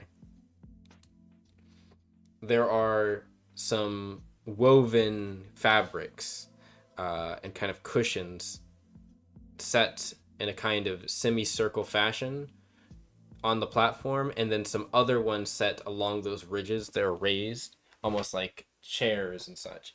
You can see kind of erected across the top ridge are those same fire torches or fire poles. These ones, however, are not just illuminated at the top, but illuminated along the sides with these two prongs sticking out of each side. One side is glowing, the other side has like a little bit of glow, but it's dim, almost like a fire that's gone slightly out. Nuna will gesture for the others to go sit along the back wall of the ring, and motion for you and Karina, or you, Marliana, and Karina, to follow them up to the main podium.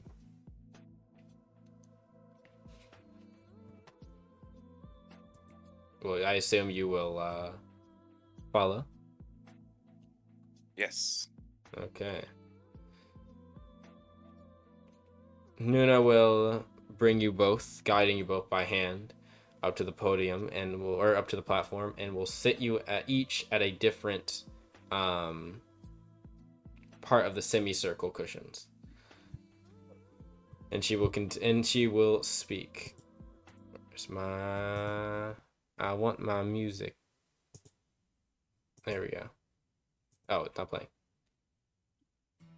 Also, just because I was looking at the map, Karina was not there with the AO fight, just for future reference. Oh, thank you. Karina was not there. Yes.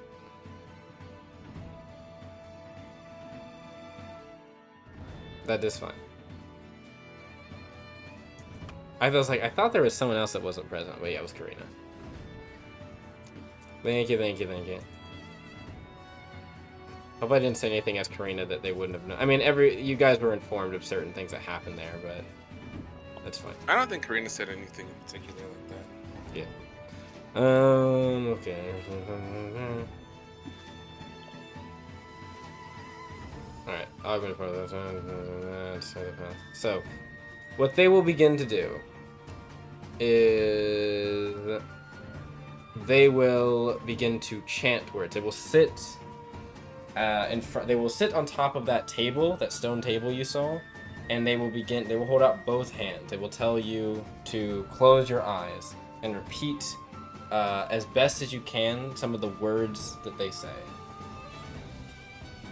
As they do, they will begin to say words that, unfortunately, you do not understand as you don't speak Alto. However, I believe Jai and Starsha do. Yes. So, they speak different incantations. These words almost hang in the air, and you can feel a tinge of spiritual energy flicker, subside, and begin to slowly but surely almost feel like a slight echoing or a cacophony of sorts of different power begin to appear and dissipate all around, as if there's almost a rhythmic dance. You feel yourself, as you look at the fires lit around the area, kind of move back and forth, almost being lulled with the sway of them. And you feel as if there is a certain almost dance between them. Your body kind of shifts back and forth almost instinctively without you realizing. There is a faint sound, not from Nuna, but almost as if it's emitted from the environment itself. The wind sounds like a kind of a whistling song. A chime can be heard from the rattling of what sounds to be kind of different nuts and such on trees as they quake back and forth with the wind. You can hear the sound of the pitter-patter of rain, and they begin to almost sound like drum beats as well, all in unison. After give or take maybe 3 or so, probably 3 to 5 minutes of these different incantations, I assume, Marliana, you're gonna do the best you can in reciting these as you hear them. Yeah. I've studied language. be able to at least mimic. Yeah, it's not super hard to mimic it. The pronunciation might sometimes come off a little bit disjointed, but it doesn't come. It's not. You don't think that there's anything bad happening. The ritual seems to be still conducted. You feel this sensation, one that is not of your own, like a hand almost reaching out towards you. And you hear Nuna say, "That feeling that you see, that feeling that you feel, that calls to you. Let it reach. Once it is close, gently grasp it. Covet it, bring it close. And as you do, reach out your other hand." She makes a hand gesture with one hand as an open palm reaching out. And as she does, this sensation grows as something feels like it reaches out to you. Will you accept it? Absolutely. As you do, your hand almost instinctually, both yours and Karina's, grips onto the air, but it almost feels like something solid. As you do, your other hand raises, and you feel that something else locks onto your arm. And after a moment, that there's some type of, it's almost like a pop or a snap. Your eyes, once fluttering, open wide. And in front of you, you are now holding in both of your hands the large egg. Nuna is still sat up top, doesn't even seem like she's moved that much. The others who are watching, it almost seemed as you saw a bright flash from the thatch, within the thatch and the egg itself, as it almost began to beat like a heart, thrumming quicker and quicker as the tempo began to crescendo, and all of a sudden it just blinked out and then popped up in the hands of both Marliana and Karina. As they both hold on to us, now Marliana, you can see the slight glimmer inside, and then you can hear a chipping and cracking as something moves inside the egg and begins to pull itself out. Nuna motions and says, "You may set the egg down, if you'd like." And you can see under you is now some thatch for you to do so. Man, I kind of don't want to, but I will. Yeah. As you do, the egg still cracking, something cracks off an edge, and you can see a little claw kind of wiggle out, and then it pulls another claw, this one fully getting out, and it kind of pulls itself out of the egg. It looks like it was kind of twisted a bit and curled up as it kind of slowly crawls out in front of you, Marliana. It is covered in a slimy, slick fluid and mucousy water. As it kind of shakes itself off, you can see you have a Uldor.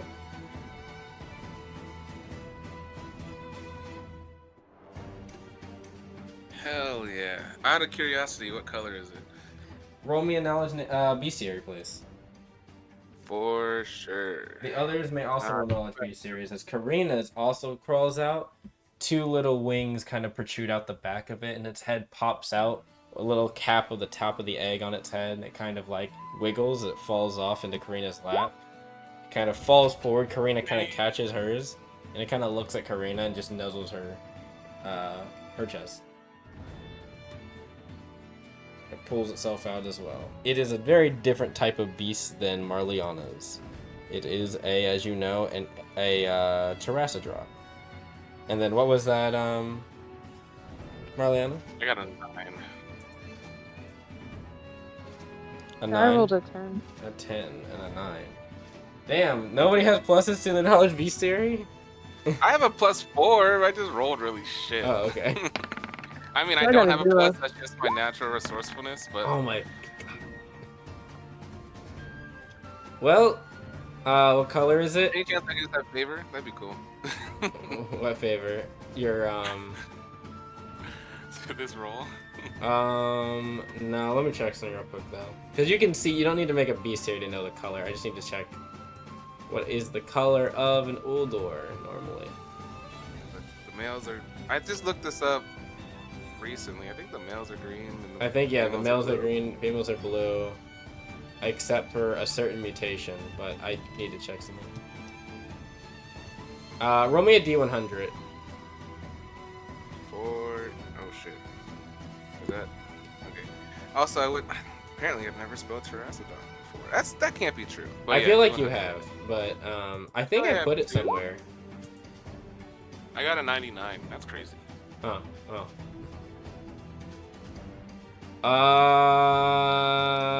Well, I know what it is.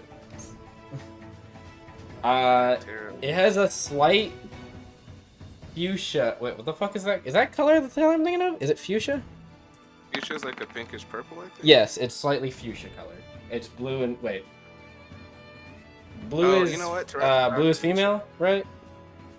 Yes. It is. It's got a slight blue tinge to it, but it is mostly a fuchsia. It has fuchsia colored fins and fuchsia colored kind of like blots on its body. It's like me, for real, for real. Mm-hmm. Actually, is very much like me. That's awesome. It kind of looks at you a bit confusedly at first, and kind of like wiggles itself a bit, like getting some of the membrane off of it, and it I will. want to hold my arms open for it. It will crawl towards you, kind of sniffing the air, and then crawl into your lap. Yes. It is Silent tears fall slightly from big. Mariana's eyes. Exceptionally big, you said? no slightly big. Like it's a Right. Oh, okay. it's a small Yeah. creature, but it's like the size of a average, if not slightly bigger sized dog. I Is should it have already like planned this, but I have no intention. Alfredo being a kitten size? Yeah, but like size that up. Like Marliana, it's probably nearly 3 to 4 feet long. Yeah. It curls up, so it's not super big, but yeah, it's big before as it's crawling into Marliana's lap.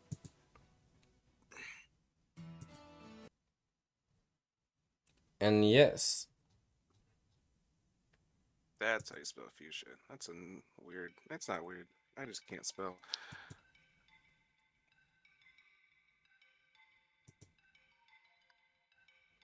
so yes, as that happens, I can describe Karina's is a little bit of a. One sec. Looking at the colors of the creatures. Do you need the name of Tyrasidrock? Yeah. I haven't found it yet on Discord. Tyrasidroc. Go. Tyrasidrock, like Tyrannosaurus. Excuse me. So, the Tyrasidrock, it resembles an Aerodroc, as you know, but there's like slight draconic qualities of it, even in this young stage. And it has big, or I guess notable wings. Its skin is a little bit of a, instead of it's not gray, it actually kind of has a silver tinge to it, kind of like Karina's. Like almost like a silver scales, I'd say. Its fur has like a cyan blue coloration, and it kind of just it looks. It just sits in Karina's laps, or kind of leans in Karina's lap, and kind of softly coos. Hell yeah. Nuna will sit up off the table and walk over. You have both passed through the trial without issue.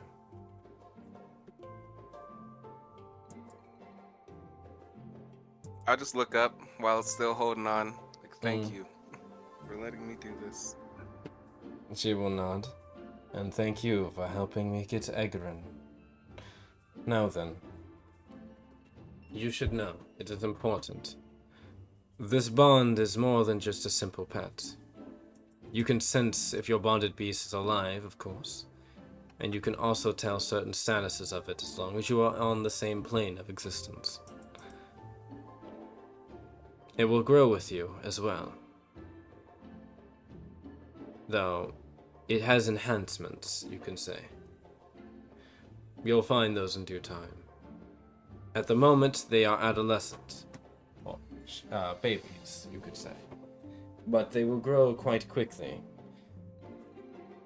I will give you some feed to give them temporarily. Though, of course, eventually that will run out, and you will need to get them more food of your own.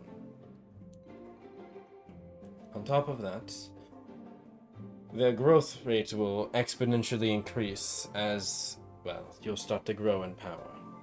And not just that, their bodies will too. For instance, she motions over to yours, Raliana. This one, I'm sure, will grow into a pride Uldor, given enough time and feeding of energy and food. While a normal creature of their species would grow over a time of years, this might be a matter of months. They will learn from you. Your cognition will also fuel its expedited intelligence. Heed that well. Also, so long as the beast remains in your line of sight, you can communicate. She kind of goes like, and like says, like almost clicks a little bit of their tongue against their teeth and the back top of their mouth. You can hear something rustle in the distance as something kind of slinks around a tree and like looks over towards towards all of you. You can see eyes in the darkness, and she says, "Both of you can understand each other through your general moods and communications through small gestures. So, you shouldn't need to communicate. It shouldn't be super difficult for you to communicate even without words. And of course, as long as your beast is close to you, it will get some benefits as well. Now then, the last thing I should inform you of. If your beast is to fall in battle, well, I should add, if your bonded beast falls through means other than sickness or age, such as battle or accident, it can have an extreme effect on the bonded, in either case, yours or its. For starters, you might suffer you'll suffer the loss of your bonds. This will have a general shaking of your sanity. It can be restored with proper time and care, but there are lasting effects of exhaustion, sadness, anger, rage, and even insanity. You should know this. This is why many Alto, she kind of looks to the side, this is why many Alto have usually decided to bond to only a single beast, and also view their bonded beasts as a sort of special companionship. Outside of the visceral reaction to losing your bonded beast, she says, our people have often been sensitive about the subject of... Alright, my risk rating... yes. Have been sensitive about the subject of one who lost their bonded beast seeking another to take as a new bond. It is like losing a part of yourself. Now then, you have chances. With that all that being said, take care. She kind of looks over to the two beasts. They kind of look over at her, and she kind of just says, all of you, take care. She will turn and then she will say, you may leave when you wish. The path will lead you back. And she will make a kind of like a clicking sound again. And you'll see as What is that? She has 2 bonded bees. What was her other one? I don't remember what it is off the top of my head. So the Aerodrop comes out of the bushes and will walk over. She will kind of pet its side and then hop on board, and she will head down the path. Wait, is the thing over? Yes. Can Jai walk over and give them a hug Give before they who? go? Oh, Nuna? Yeah. Would you like to like call out to them as they're kind of getting on their Aerodrop? Yeah, but Jai's gonna try to call out like quietly, not too Mm. loudly, because Jai doesn't want to disturb Yes. anyone She of kind who's of turns respectful. over to you and like leans. Ah, yes. You are all free to leave as well. The bonded ritual is over. May the Washi path, may the guardian beast guide your path. But as she says that, I assume that's when you walk over and do you just go in for a hug or ask for one? Ask for a hug and then say it was a pleasure meeting you. She will kind of like, there's a little bit of a slight shrink back, but she will kind of see that you mean like more just like casual affection, and she will kind of nod and she will lean down and give you a one-armed hug. Jai will smile. And then she will make her way away.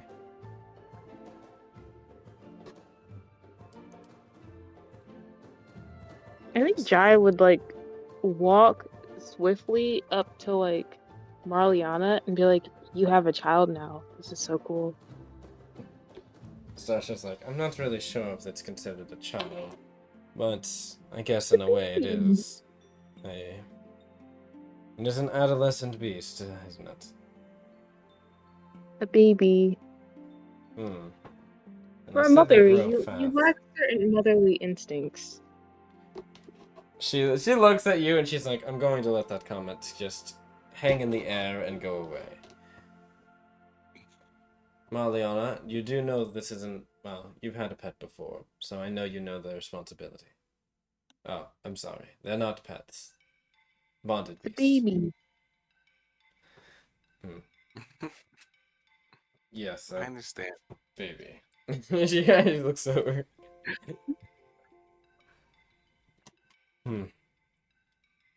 Considering things, I don't know if it's best to get them moved immediately, but we should probably... She kind of looks over. It's probably around, like... At this point, it's probably close to 6. She kind of thinks, we could take our leave now, pack everything up, or we can leave in the morning.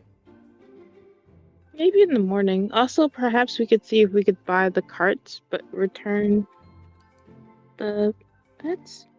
Oh, right. We didn't even talk with Nuna about that. Bobby says, I'll go talk with him. Like, thank you. Well, we can't get rid of Brutus and Sobek yet because Right, they that's still what need to kill us Fari's... for a few more days. That's what I Fari's going think to talk to Nuna about, is if we can borrow Brutus and Sobek at least for a little bit longer. maybe we can pay them Or like a lump sum for like a month or two.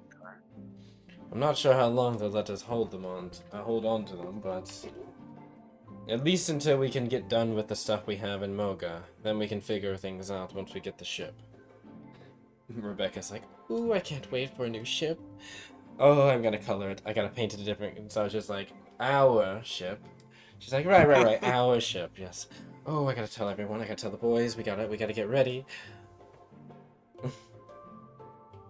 Starsha just rolls her eyes. Well, I guess that answers the question about who's going to help crew it. That should work out. We should I'll make a stand room up for the and I'm baby. holding my Udor. I don't care how big it is. I'm holding it baby style. Princess carry, however Yes. I need to describe. Kidnapper style, as we said earlier in the campaign. Not over the shoulder. That's so disrespectful. Jai Yes. walks up and he was like, "Can I rub your baby's back?" Yes. And I think I Jai. thought of a name. Oh, what do you mean? Or him? I don't know. I pretty sure it's female. If it's not, then I do Yes. not have a name. Yes, But it's I was female. waiting Yes, until. light blue, light blue. Yes, yes. I had to look. Yeah, Yeah. yes, it is. Okay. Ooh, I was like, wait, did I say the right color? The blue with some fuchsia? Yeah, yeah. I was like, okay, yeah, no, that's right. Oh, yeah, you're good. You're good. You're good. Go ahead. Sorry. Well, it's a Native American word, which is more Alto, but like there's a Mm, touch of Native American in the Tide language as well, kind a of touch. Yeah, more Hawaiian, but whatever. Hawaiian, but still. Uh, but it's Sedna, signifies goddess of the sea. Ha! Ha! Ha! That's funny. Jai is gonna like walk up and be like, "Hi, you're my baby niece, Sedna. You're so adorable." It makes like a sound. Jai rubs I'm glad it noses with it. acknowledged its name. That's pretty important actually. It looks at you when you say its name, almost like there's like an instinctual recognition. Like before you even said it, it kind of knew or knows. Wait.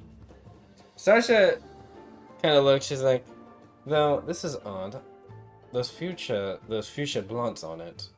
I don't remember. Is that a normal thing with adolescent Udor? Damn, I fucking failed my bestiary, but I Yeah, think I know what everyone that did. means. Everyone I did. think I So know what that means. he might. He's like, Did homie roll? no, homie Can homie didn't. perhaps Is homie homie? awake? He wasn't earlier, not during the ritual at Yeah. least. Sound like my boy was Homie. going through it in his dreams. Yeah. Homie's about to wake up and be like, guys, I had the wildest dream. Homie. It's alright. So no one, as far as anyone's concerned, no one knows what that would mean at the moment. But I think I yeah, maybe. But yeah. But Jai would Sasha like to also go up to the says other baby. the other one looks over at you and kind of like scratches behind its ear a little bit. Are Ear? they a Wait. girl or a boy? That's what is it? Karina, I almost said Starsha. Karina will say, they are I think they're a boy. Yes. They boy. I was kind of hoping for a guy just because, like, the Udor main, like, I love lions. Lions are, like, my number one. Mm-hmm. The mains are cool, but you know what? In the lion culture, the females get the jobs done, so I will take that. You do know that Oh, Pride my girl, Uldor can Senna's gonna be also a get hunter. made. You know that like even female Pride Uldor can get, or they can get words. They can become Pride Uldor too, right? Well, I know they can be pride Udors, but I didn't Yes. think they had a main. Yes, it's not the same. It's the shape is slightly different, I think, but they still get a main. They get the spongy main. Okay, that's cool. That's really cool. Yeah. Probably would have knew that if I wrote a bestiary higher than fucking 10. Well, though, it's not just you. everyone I rolled failed that that one. one. Studying my Udor every day. What was I looking for? The terracid rocks. I have a picture. I'm gonna get the picture. Jai is gonna Yeah, say 'cause what I hello, my said way baby. back when was not the right creature. What? What do you mean? When you first said that Karina's egg was gonna be a terracid rock, I sent a different creature. Like I don't remember what it's called, but it's a different version of the Aerodroc. That is what a terracid rock is. Oh wait, no. Well, what did I'm not gonna scroll through. Go to my picture. Unless Fine. I know what I I'm. sent. Okay. I just don't remember what it's called. I'm gonna scroll for a second. I'm gonna put in Echoes of Stardust. All right, everyone. Here Oh, is. Scale Gal. That's what Oh put in yeah, Scale. now I remember. Yeah, you put a Scalegoth in. Very different type of creature, not a good one. Yeah. There you go. That's more of like a mature version. But yeah, that's what it kind of looks like. See, that piece came out at the same time as the Scale Gal. I just got him confused. Yeah, it's got two sets of wings. It's got wing arms and then it's got wings on its back. That's awesome. And you said it was silver with blue? Yeah, it basically looks like this, except the gray, like that dark gray blue, is kind of a silver. Mm-hmm. But yeah, same coloration past that. Hell yeah. Jai's gonna rub noses with her baby nephew as well. It kind of it nuzzles you back. It doesn't have its horns like as defined yet, so they look like little like slight curls along the side. Oh. Looking at this, the Pteranodroc, and looking at Karina,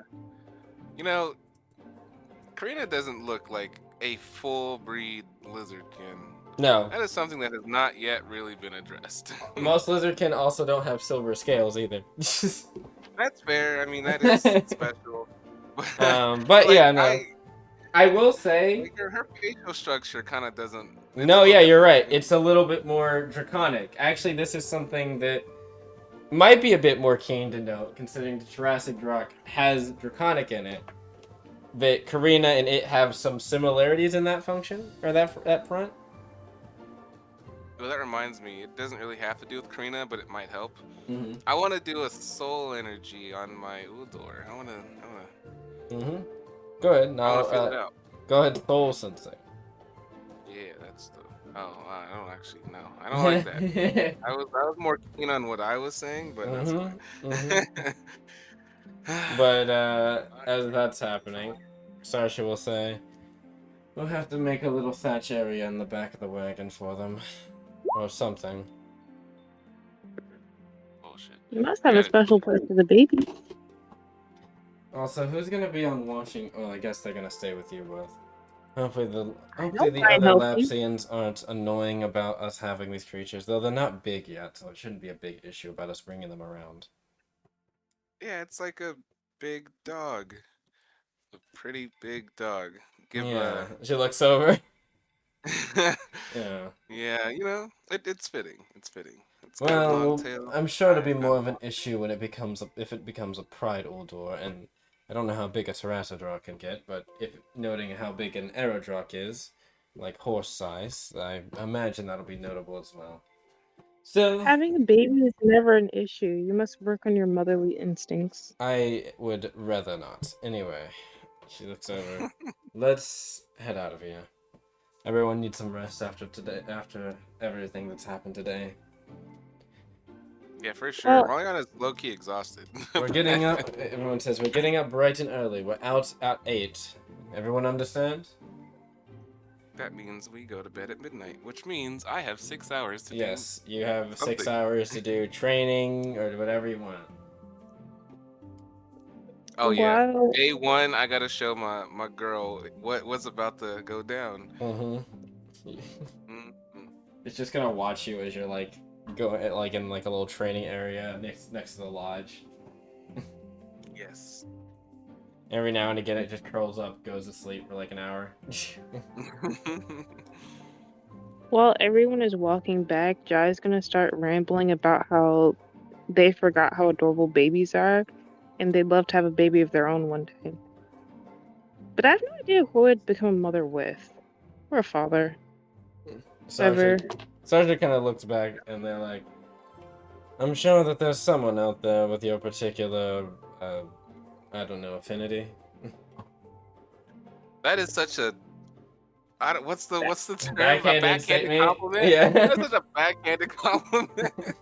I can't tell if that's a compliment or an insult. Starsha looks back. If I was going to insult you, I'd be more direct. If I was going to insult That's you, social skills showing. I would say worse than you lack motherly instincts. Oh, but I guess we both have similar. I guess we both have a similar way with words then. Yes. Well, Starsha is the party mom. Stop saying really- that. She kind of puts her hands in her pocket. Stop saying that. I wonder, what if I became a mom and took the baby on adventures with me? I don't know if that would really be safe to do, but I could protect them. I'll teach them how to teleport and how to go invisible. Jai's getting really bad baby fever right now. Like, to the point where people might question if Jai's gonna randomly pop up pregnant. Starsha's kind of like. I was about to ask, there's like a terminology for what's happening right now. Yeah. I could not remember what it was called. Starsha's kind of thinking right now, like, very intently about just things. The conversation about children and moms is making her think a lot about things she doesn't want to think about right now.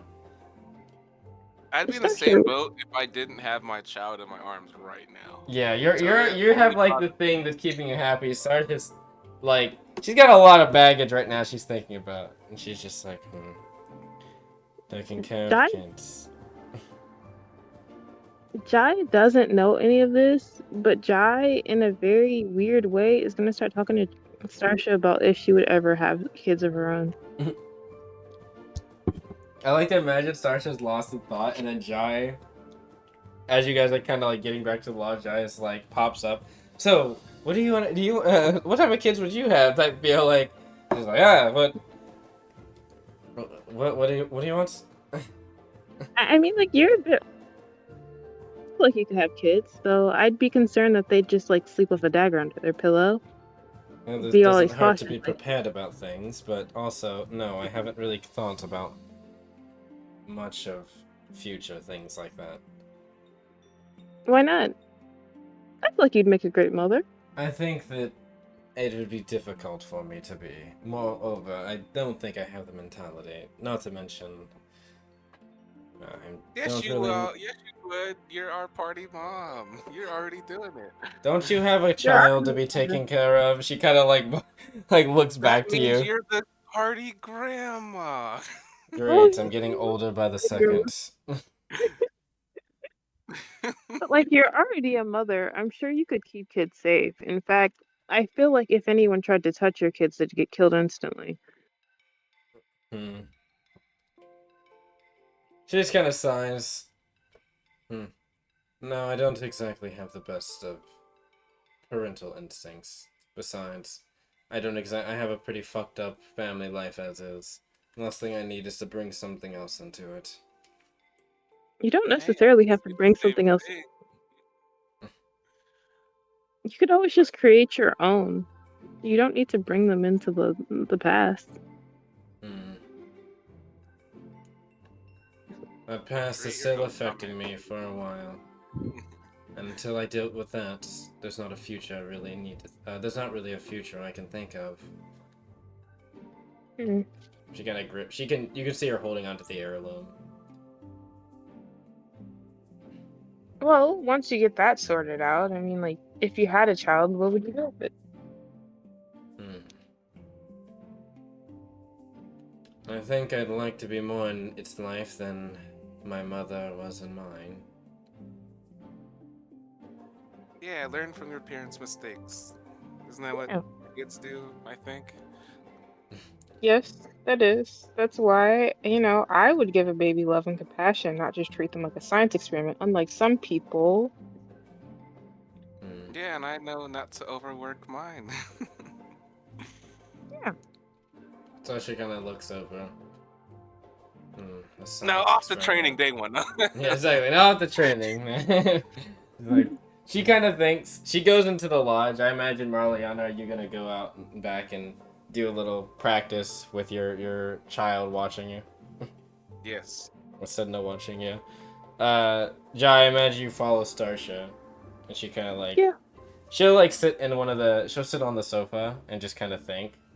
Or, yeah, I guess the sofa kind of thinks, like... Personally...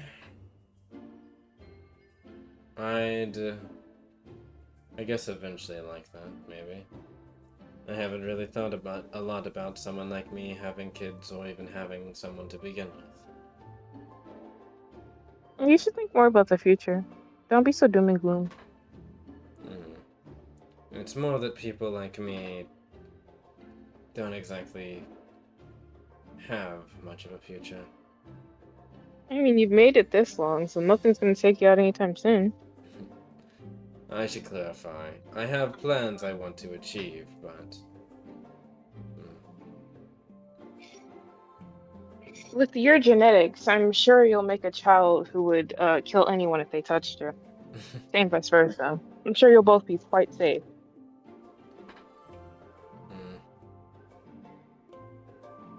Do you think that that people deserve... Never mind. I feel like... How do I say that? I feel like if you have good intentions and you make the effort to learn and improve from the things that you struggle with, there's nothing wrong with it, but it shouldn't be forced upon you. Go up to what you want. And also having good intentions. Don't have a kid because you think they're a cool accessory or because they're a science experiment. In fact, never treat kids like science experiments. Jai's more saying that last part to themselves than necessarily Starsha. Starsha kind of thinks. My father, I guess, my extension and my mother, when they were back at the AO, my father at least didn't consider us science experiments. Despite the tests and everything, we were still taken care of just as normal kids. I guess as normal as you can be in a lab. Would your kids be born with paracausal abilities? Jai just like blurts out. Kind of thinks. Fari at this point walks in, but she kind of stays silent at the back of the room. She's like, I don't know. Maybe. Imagine having a 2-year-old with paracausal abilities. That would be interesting.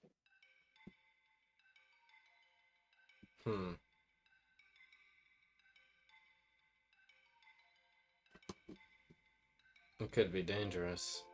She kind of looks back. Did you say dangerous? Yeah. It's only dangerous if you don't know how to handle it, and you obviously have it, so you know how to handle it. I'd like to think that, wouldn't I? I mean, you've experienced most of your life with paracausal abilities, so it's not like you're going to be surprised if a kid randomly, I don't know, shoots some. Do you know what happened when my father and mother were the directors of the executioner program? To the kids that didn't quite adjust right. No, but I'd assume that you'd kill anyone if they tried to do that to your child. Indeed, I would. I don't think you'd let it happen. In fact, I don't even think you'd have kids until that was resolved. I guess for any of that future to happen, I have to uproot and dismantle that organization permanently. Yeah, you would keep yourself as well as your own.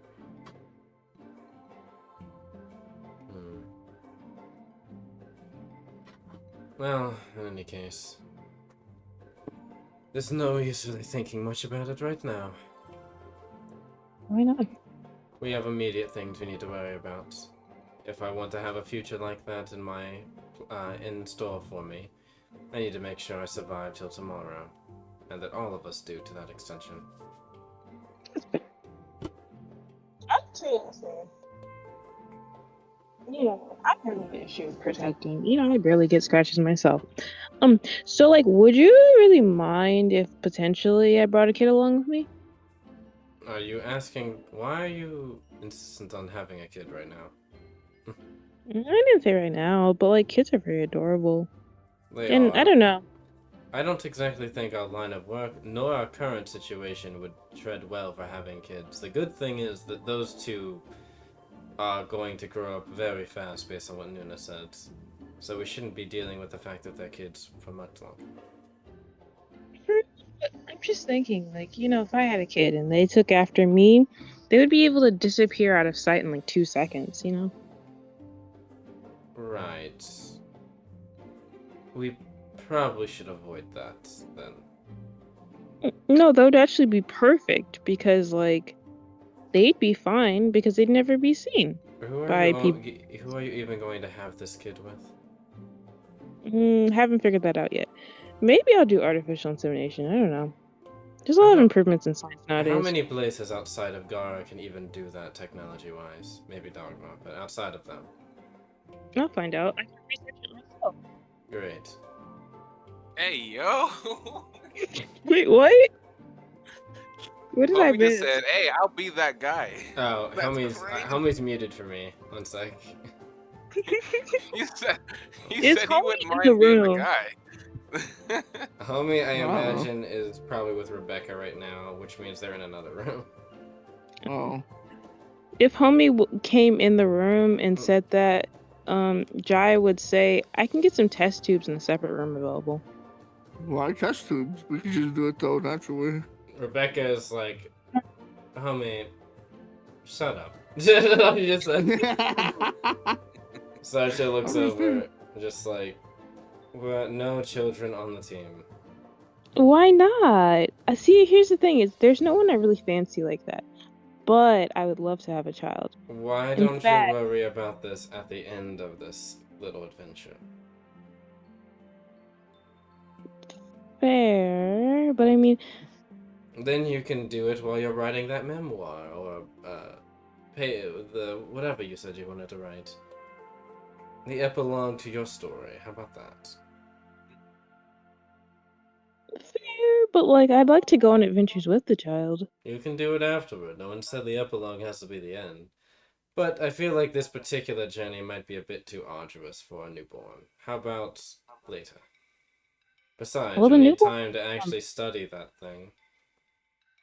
fair, but the newborn wouldn't be on this one. In fact, I'd be pregnant, so like it wouldn't be running around anywhere. It'd be inside of me. I don't think that it would Being be easy for pregnant you in to an do adventure stuff setting is while not great. you're participating in adventuring activities. I'll just be invisible the whole time. That means you wouldn't be as help. They can't shoot me if they can't see me. I mean, like, to the party. Fair. I'll work on my invisibility. That's not what I mean. Never mind. No, hear me out. If I improve my invisibility, then potentially I can cast magic without disclosing my location. So then I can be in fights without being a target. That would make me quite dangerous, in fact. Starsha just kind I of shakes her head. What'd you say? Starsha just shakes her head. She's like, she just shakes her head. I could formulate a solid plan for this. Honestly, I'm missing a family. I could create my own. Why don't you do that It's my later? buddy. It's on adventures with me. You should do that later. I'm sure that you'll have all the time in the world after all the stuff we've done. It's done. Well, it's not right now because I need to figure out how to study Gara's artificial insemination technology and create it of my own. I'm not paying anyone to do this. Why pay what I can do myself? Well, I'm sure you might get some time looking at actually, that reminds me. One of the places we go to, I don't think there's one nearby, but if we get the chance to go to an Everglow clinic, I should get my care package. Homie should as well. What care package, if you don't mind me asking? Being a Garan citizen, we get special, as long as there's an Everglow area, we get special, you could say, well, we pay for, what you guys says, we pay our taxes and such to Gara, even somewhat out of state. And to that extent, we get a sort of healthcare package that comes with things. Everyone in Gara gets, you could argue, effectively free healthcare. It's all paid through our taxes. So, one of the big things about that is any Everglow installation across the entire globe. You can return for standard Everglow healthcare, of course, but you can also get a care package of sorts, in case you need a couple of healing balms, stems, etc. Great for adventuring, or for trade work. Never know. I wonder if I'll meet an intriguing doctor there. Well, I'm sure that you might find something, but regardless, we should all get some rest, or go do something if you'd like. I actually have to read some things. I'm gonna have Jai, like, very noticeably research artificial insemination technology. Jai just looking at different alchemical books and being like, is there anything about this that's in these books? I'm curious. Just kind of combing through their stuff. Starsha is going to sit on the sofa. Fari's going to join them, and Starsha's going to look... looks like she's looking at some of the old, not the mind ship. Fari actually will ask her, like, not, like, loudly, but you can still hear, like, You're not interested in looking at the mine ship? She's like, no, not at the moment. I feel like we got most of what we're going to get from that. I'm actually more interested in something else. This Ares Fall, or this Telos project. Some of the things we pulled up at the Waypoint Tower and some of the other things and those construct logs. I'm curious about it. I think the AO's actually interested in it as well. I saw some notes about it offhandedly mentioned in that book I've been reading about. If my, we'll say, hunch is correct, it might be the force equalizer, no, multiplier that we might need if we're going to deal with the AO in some type of capacity. Fari kind of looks over. You think it's more, I think it's something more mechanized. She nods. Yes, maybe something more like an armored knight. It could be quite useful. Fari kind of looks back. That takes me back to the days. Starsha kind of looks over. You were well, I know you know about armored knight stuff, but what do you mean by the days? It's like, I used to be, you could say, a pilot of sorts, back in the war, for Everglow. She kind of like, I don't recall that, but... You'll have to show me some pointers when you get the chance. Yeah, she just nods to her. But... I imagine everyone can figure out what they're doing for that 6 hours. Just record whatever it is. Jai is still researching. I sent you the move we're working on. Yes, I did see it. Cool. You said I was in town or out of town? What? Wait, what? Sorry? I don't know where our setting is. I don't know if we're in town. Oh yeah, or we out of went town. back to 10. You're in the lodge. Yeah, they're in the lodge. You guys are in your lodge. Above board, because I made a Pawnee not interested in having kids at all. Jai is the other one. That's funny. Well, after everyone's figuring that out, you can all take a nice long rest. And we're not going to end the session just yet. We're almost there. Because... Can Jai ask? Yes? Sorry, later on, can Jai ask their bail? Later on, but before session ends, can Jai ask their bail a bunch of uncomfortable questions? Yes, you can. In fact, actually, go ahead right now. Jai's gonna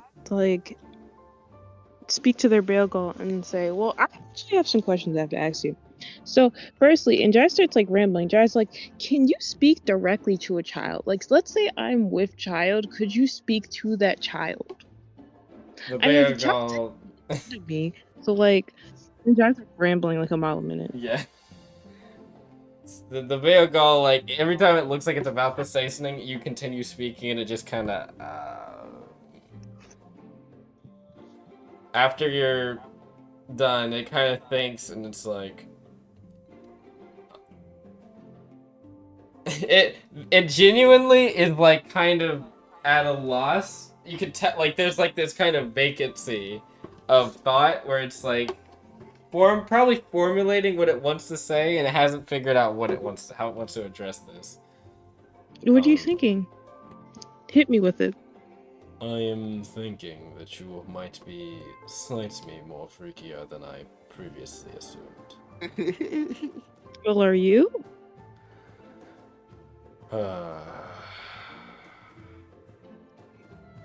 To answer your first question, no.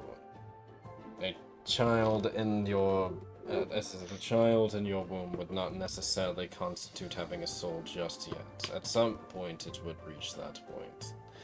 After that point, and then it continues to go on, answering the questions the best it can, in a slightly annoyed, but also weirdly intrigued in some aspect way. Did the bear answer the question about if it was freaky? If it was freaky, no. No, it did not. Jai's gonna ask it again.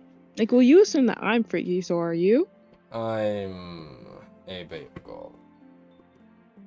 That doesn't answer the question. That is the answer you will receive.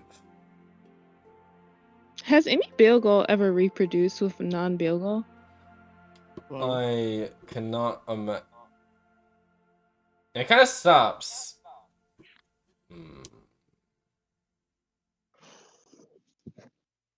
I could not imagine any of my species would.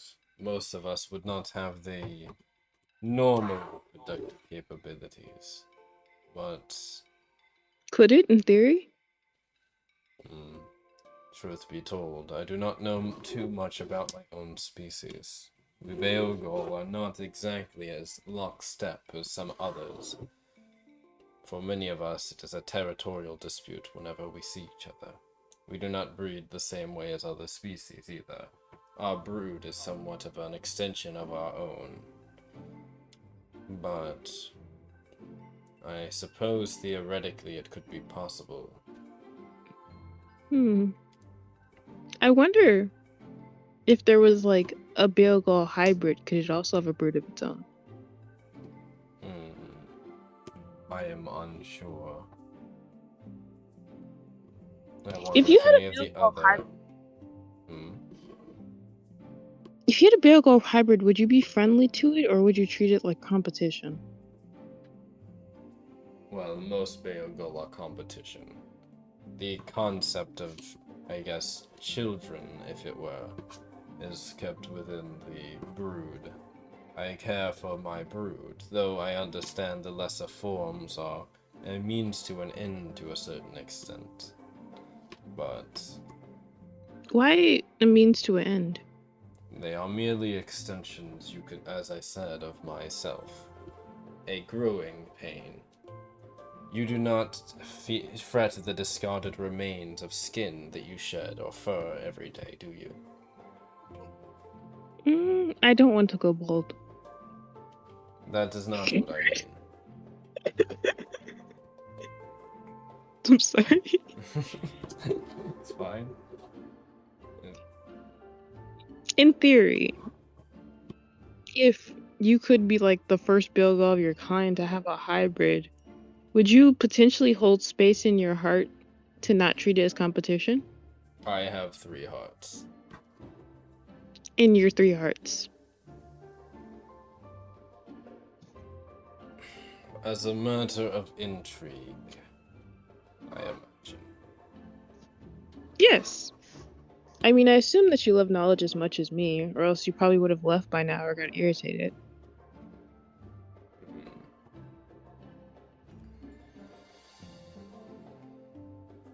It just said, It didn't say anything else. I mean, imagine all the new things you could discover. Imagine being the first Bagel of its kind to do something like that. In fact, that would make you one of the most strongest and most knowledgeable Bagel in existence. Romeo logic. Is that... Wait, what is it? Romeo logic. Okay. See how well you can convince him that this is a idea worth pursuing.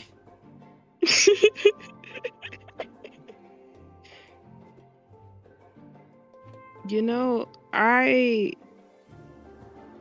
rolled if Jai was gonna say some weird shit, and Jai rolled to say some weird shit.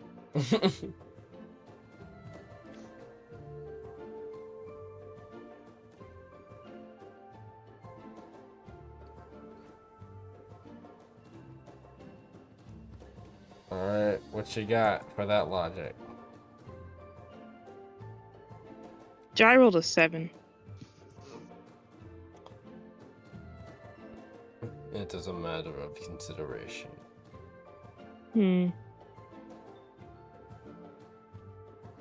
It's fair. I mean, imagine you could have like your own brood, and then after growing your brood, pursue more knowledge in other things. You'd be the most knowledgeable. There is Bill? knowledge of something I wish to have. What is it?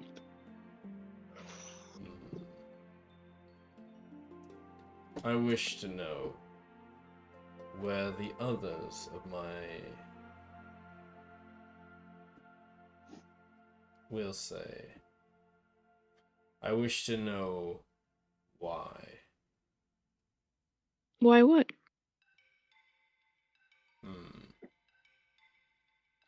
It is not time yet. Hmm. In due time, I will tell you. Okay. Also, I was thinking about it, and I just feel like, given that, me and you are stuck viewing through the same eyes, it might be a bit uncomfortable for you to watch me procreating with someone else. I don't know. What? This kind of thinks and it says, the objective intercourse does not particularly bother me one way or the other. It seems like anyone else I feel like would be uncomfortable in this situation. I suppose. Jai gets very awkward and just kind of shies away and doesn't say anything else. As you should. It doesn't really say anything to that. Just kind of. You get the emotion almost of like shrugging, like.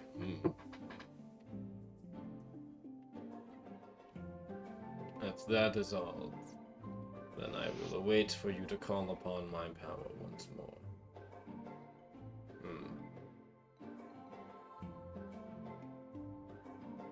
And the voice will fade.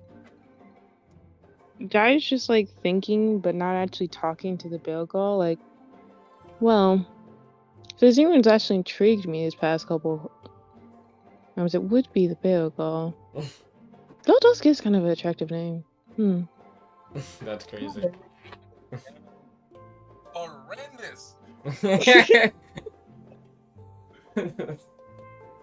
always said a long time ago if I would sleep with a Bilgal. That's... Damn. Do you know what they look like? Do you have the ideal image in your mind?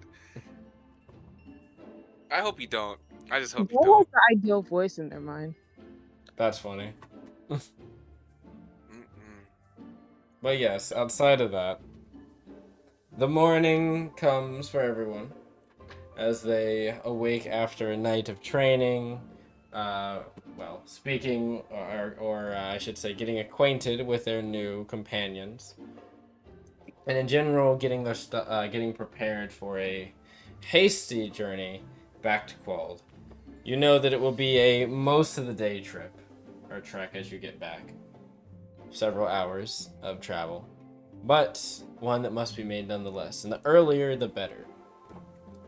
So, probably followed shortly by another day of travel, if things are to be as planned.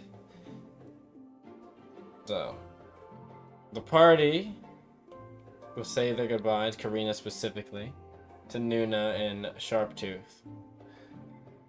Having had their, I guess most of what they needed done completed here, they will make their way back to all of you. And all of you can leave. Do you know what day it is? It's fucking Tuesday.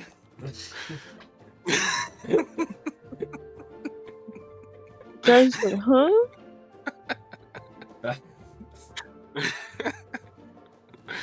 Yeah. Anyways, I guess people have to make their rolls, huh? It's a new day. Mm-hmm. What rules? Just Giant Fell. Giant Felt. So 2d20s. Recording them Can we roll down. for If you want to roll for Felt, sure. I don't mind. We got a 16 for Jai number 1, and we got a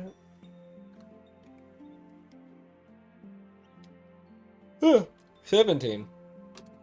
Two good numbers. Not bad. Ooh. Not bad. Probably won't be using those on the foes, but you know. Jai has been sketching in their journal and drawing pictures and writing notes all night long.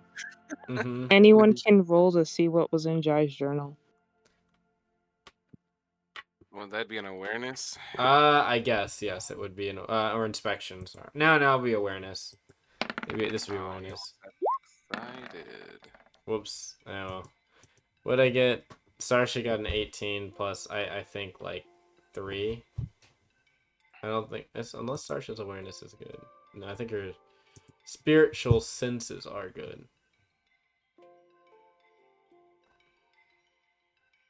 Should I say what it is now? Probably. I What is it? oh, bro. Jai drew a picture of a feline with a circle on top of their pregnant stomach and a floating black aura inside. That Starsha sounds not is... creepy at all. Starsha is just looking... Yeah. Starsha notices, Marliana notices, and Starsha just like... I'm not touching that right now. Well, I'll figure that out later. And I see, I'm looking. I'm gonna just grab the paper. If you threw it, I'm grabbing it. No, Jai they're is not like, grabbing it. Jai- They're just they just saw it out of the corner of their eye, and they're just like, I'm not going to address that. Homie, what's your roll an awareness? My awareness 17 passive. I need an active. I need an active, not a passive. Yeah, but if I know my passive, then I know what to roll. Well, yeah, I then you love know that what you're. homie woke up to this. Mm-hmm. Homie, what'd you get? An 18. An 18. You notice. Do you grab my note journal? Because Jai is gonna like snatch it back. You can try and grab it. Is that what you're gonna do, homie? Yeah. Roll me a grapple, and I Huh? want you to roll me a agile hands or. Can you describe what you said again? I kind of was, I was shook. They have a plus 11. Crazy. Jai drew a cat with a pregnant stomach, and there's a circle on top. Inside the circle, there's a floating black aura. And Okay. you said agile hands or what? I was deafness. Okay, I roll deafness.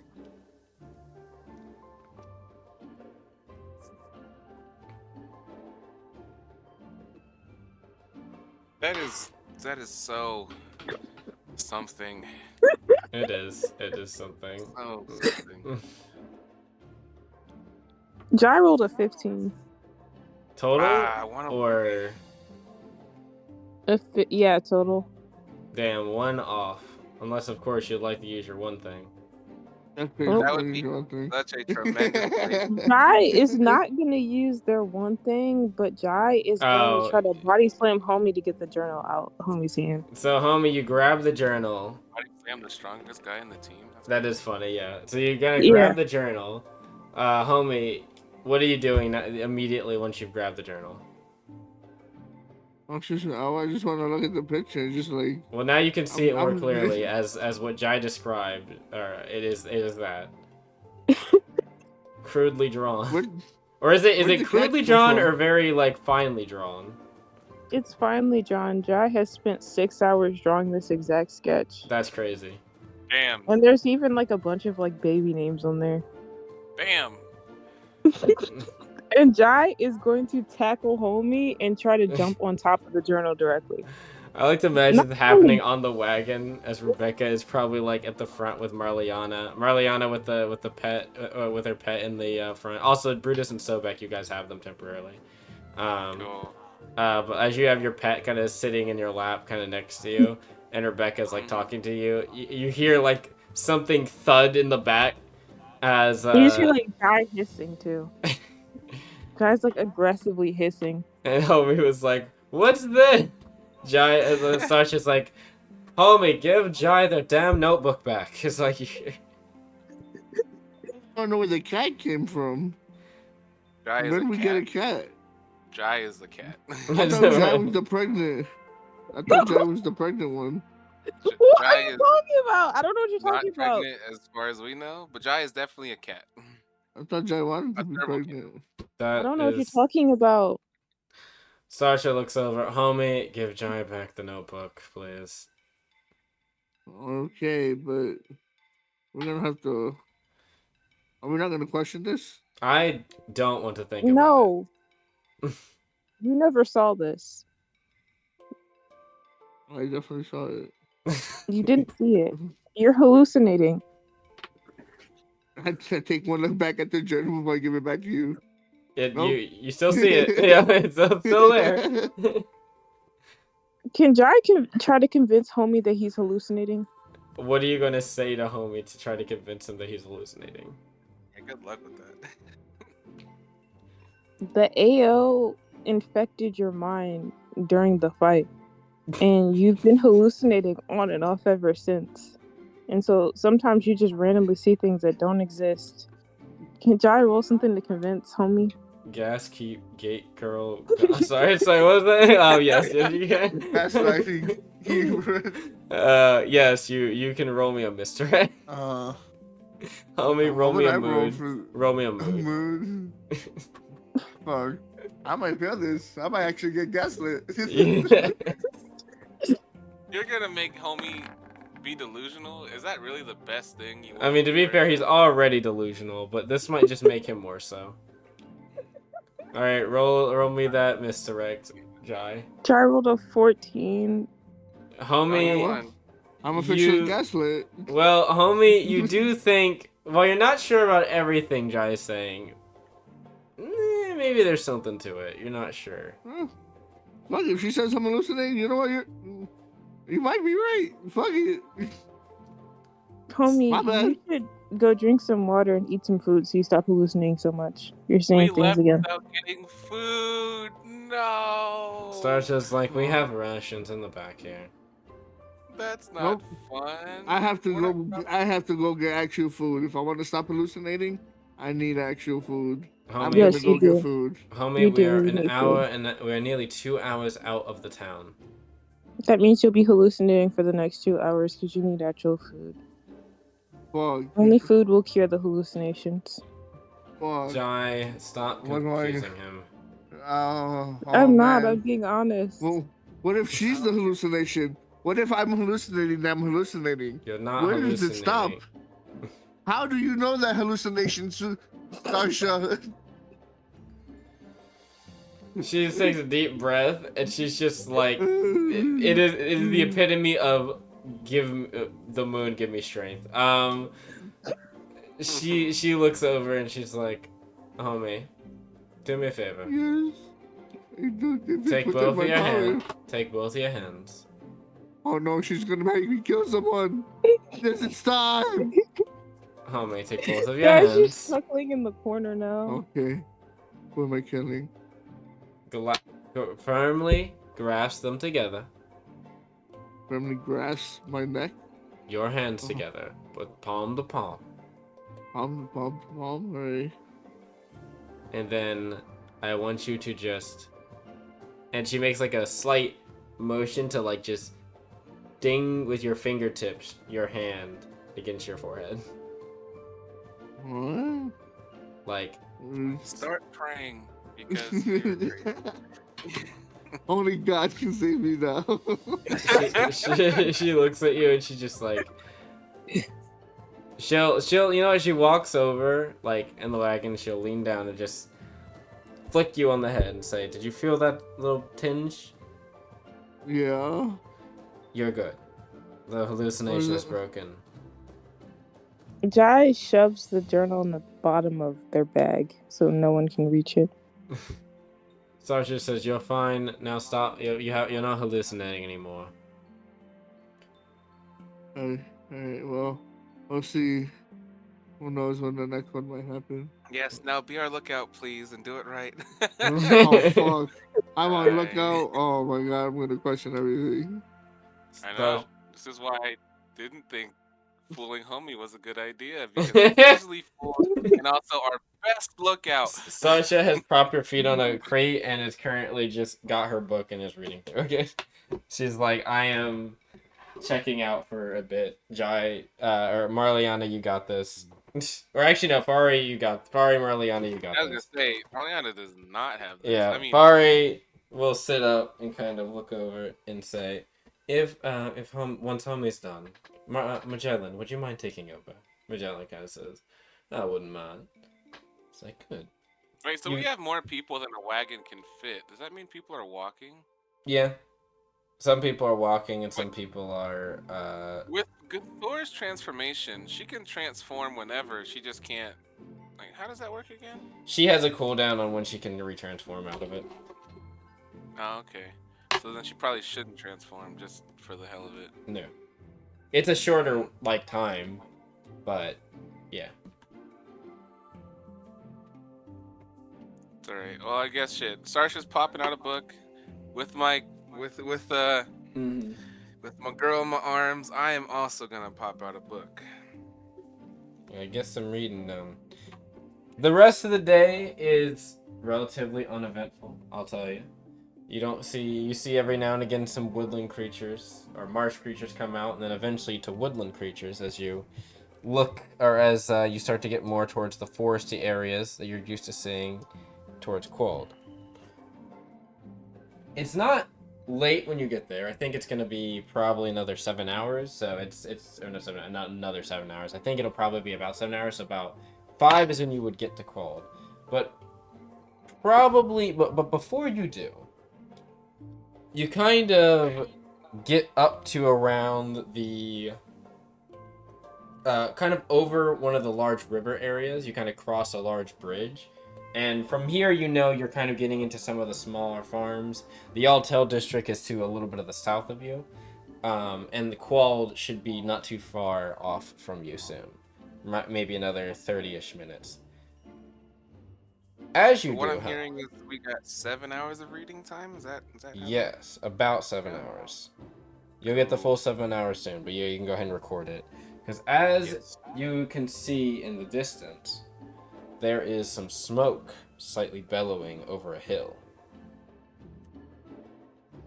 Magellan's the first to spot. He kind of taps. Hey, we might got something coming up, everyone. Snap up for a second. He motions over, everyone kind of looks over across, and you will see that there is indeed some smoke. Can Jai roll to see if they see anyone? Roll me an awareness. Okay. Magellan will say, I don't see too much, and as you kind of crest over the hill a little bit, or not crest over the hill, you get further up the hill, you can see what looks to be some damaged wagons kind of off to the side, and some of that looks a little bit fresh. Jai rolled an 18 on the awareness. I'll say you guys get over the hill at this point then. As, as Magellan's pointing out some of the damaged wagons and such. And I need to tell you what you see.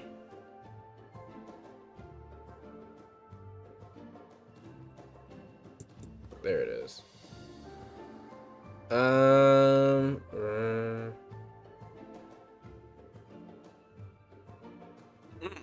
Yes, so as you are getting over here, cresting the hill, you can see what looks to be some... Oh, wait, one sec.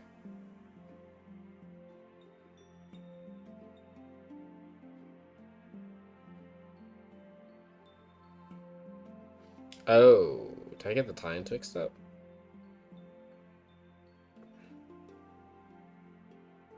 No. Kinda.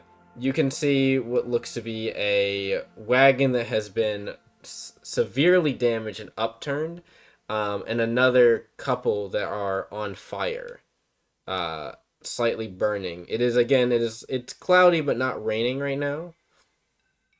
And you can see that it looks like it's been mostly abandoned. Some type of trader or shipment. Should we investigate this wreckage? Starsha kind of says, maybe. She looks across, she's like, I don't see any people. Were they dragged away? Or are they abandoned? Jai, you don't see anyone either, just off of a cursory glance. Can I communicate to Sedna that, not to actually do it herself, but like, in moments like this, you should be vigilant, because Sedna will naturally probably have a better awareness than I do. It'd be nice if she could cover for me. There's kind of like a nod of recognition to like understanding, like, okay, be aware. And it kind of moves its neck left and right, looking around. Starsha kind of says, I wonder if this is the shipment that Eobon and the others were talking about. No, I don't see any guild sigils. Random traders. We should probably, she kind of says, well, we're gonna pass it, but we can probably file a report once we get back.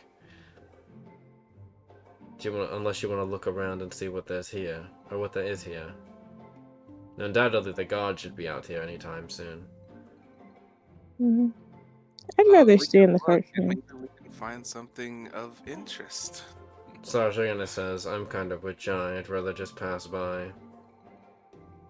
That's fine too. I mean, we should probably move fast. There's a chance that it's a trap, too. There's Or, still babies with us. Sarjana says, that's a good point. Wait, I didn't hear what the point was. Sorry. Oh, that they still have the babies with you, basically, that, like, they're in danger, potentially, out here. If you do get ambushed. Yes. Okay. Sound logic. We should go. I guess we'll just report to the guild when we get there. So, Starsha, roll me a knowledge nature geography, Jai. Me? Okay. Oh. You can do it too if you like, Marlena. Yeah, I would. This is more gauging like the trajectory of where this came from, because there's multiple paths kind of coming together, and it's seeing like where this would have came from. Haven't rolled a nature in a while. Me either. Gotta remind y'all, I've got a pretty good one. Jar rolled a Very nat good 20 with an 8. What'd you 28. get, Marliana, too? I got a 20. Okay. Both of you rolled well enough. The trajectory of where this... So, one, these wagons and such were definitely coming from a different path, so a different direction, that met onto yours. They were coming from, look to be the south. And she kind of said, I guess, yeah. They look to be that they're coming from the south, kind of towards the area that would have connected to a path that would have probably connected to the Moga path. They might have, now, notably, the main way to Moga would have come, there's a more direct path, but they might have spun, or like swung out in case there was like an issue in the road, and came out this way to come and enter from the west side of Qual. It's known to happen in case of some danger in the road, stuff like that. They might try to find an alternate route. Starsha, to her metric, kind of as you guys pass, looks around and she says, some of the crates have definitely been moved. And she looks over. There's drag marks, but there's also footsteps, and... I have a feeling I know what happened. If those bones are anything to go by. What do you think it was? Chimera. She looks at she points over as you guys pass to the blotches of water and stains on one of the wood, and then there's kind of gristle and bone. Looks like pieces of a rib cage kind of hanging off of one of the wooden wheels that's been broken. Jai I'm gonna set them more protectively. And Jai, what was that? Jai grabs 2 blankets and kind of like wraps it on top of both of the babies. Well, one's Marliana in Marliana. Well, I guess if wraps around Marliana. Mm-hmm. Karina kind of looks Just gonna over hide them. and will like quickly like help like as you wrap around. Kind of looks over. It kind of like looks up as you do so, like kind of confused. Sarsha kind of says, don't worry. I don't think that they're around right now, but we should probably keep moving. I wonder if they've been having issues with them. If they're popping up more readily. Maybe they were the anomaly the AO was looking into. Hey, Jai, what's your, everyone roll me an awareness. Oh, shit.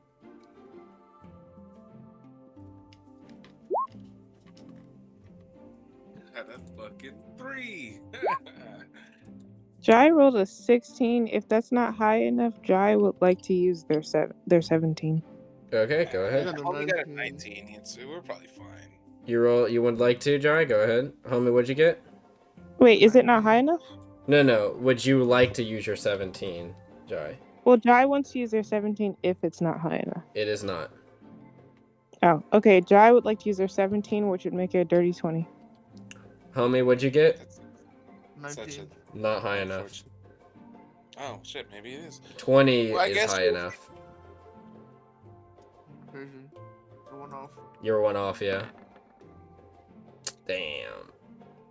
Magellan. I was gonna use Magellan, but I guess I'll roll for Starsha. Never mind. Yeah. I was You gonna can use use Magellan. Well, I'm different. Well, like I'm rolling to see who is gonna immediately see, but it looks like it's gonna be you.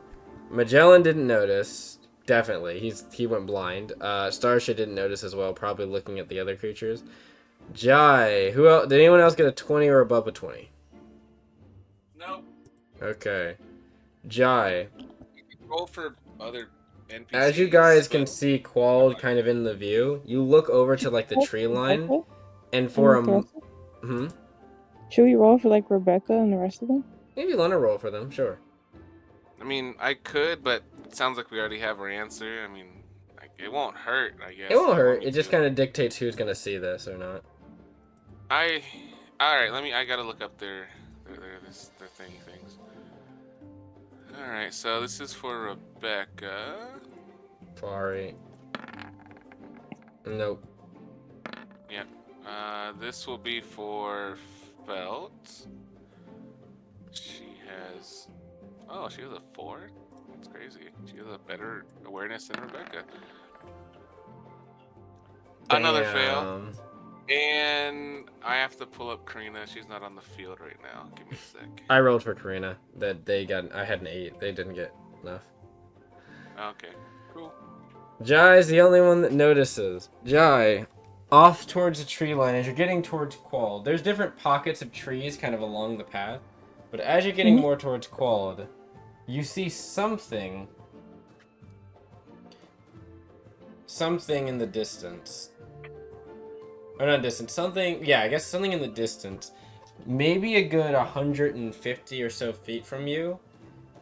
Faintly for a brief moment, you see a glimmer of something, and it takes a moment for your mind to kind of like almost catch up with what you're seeing.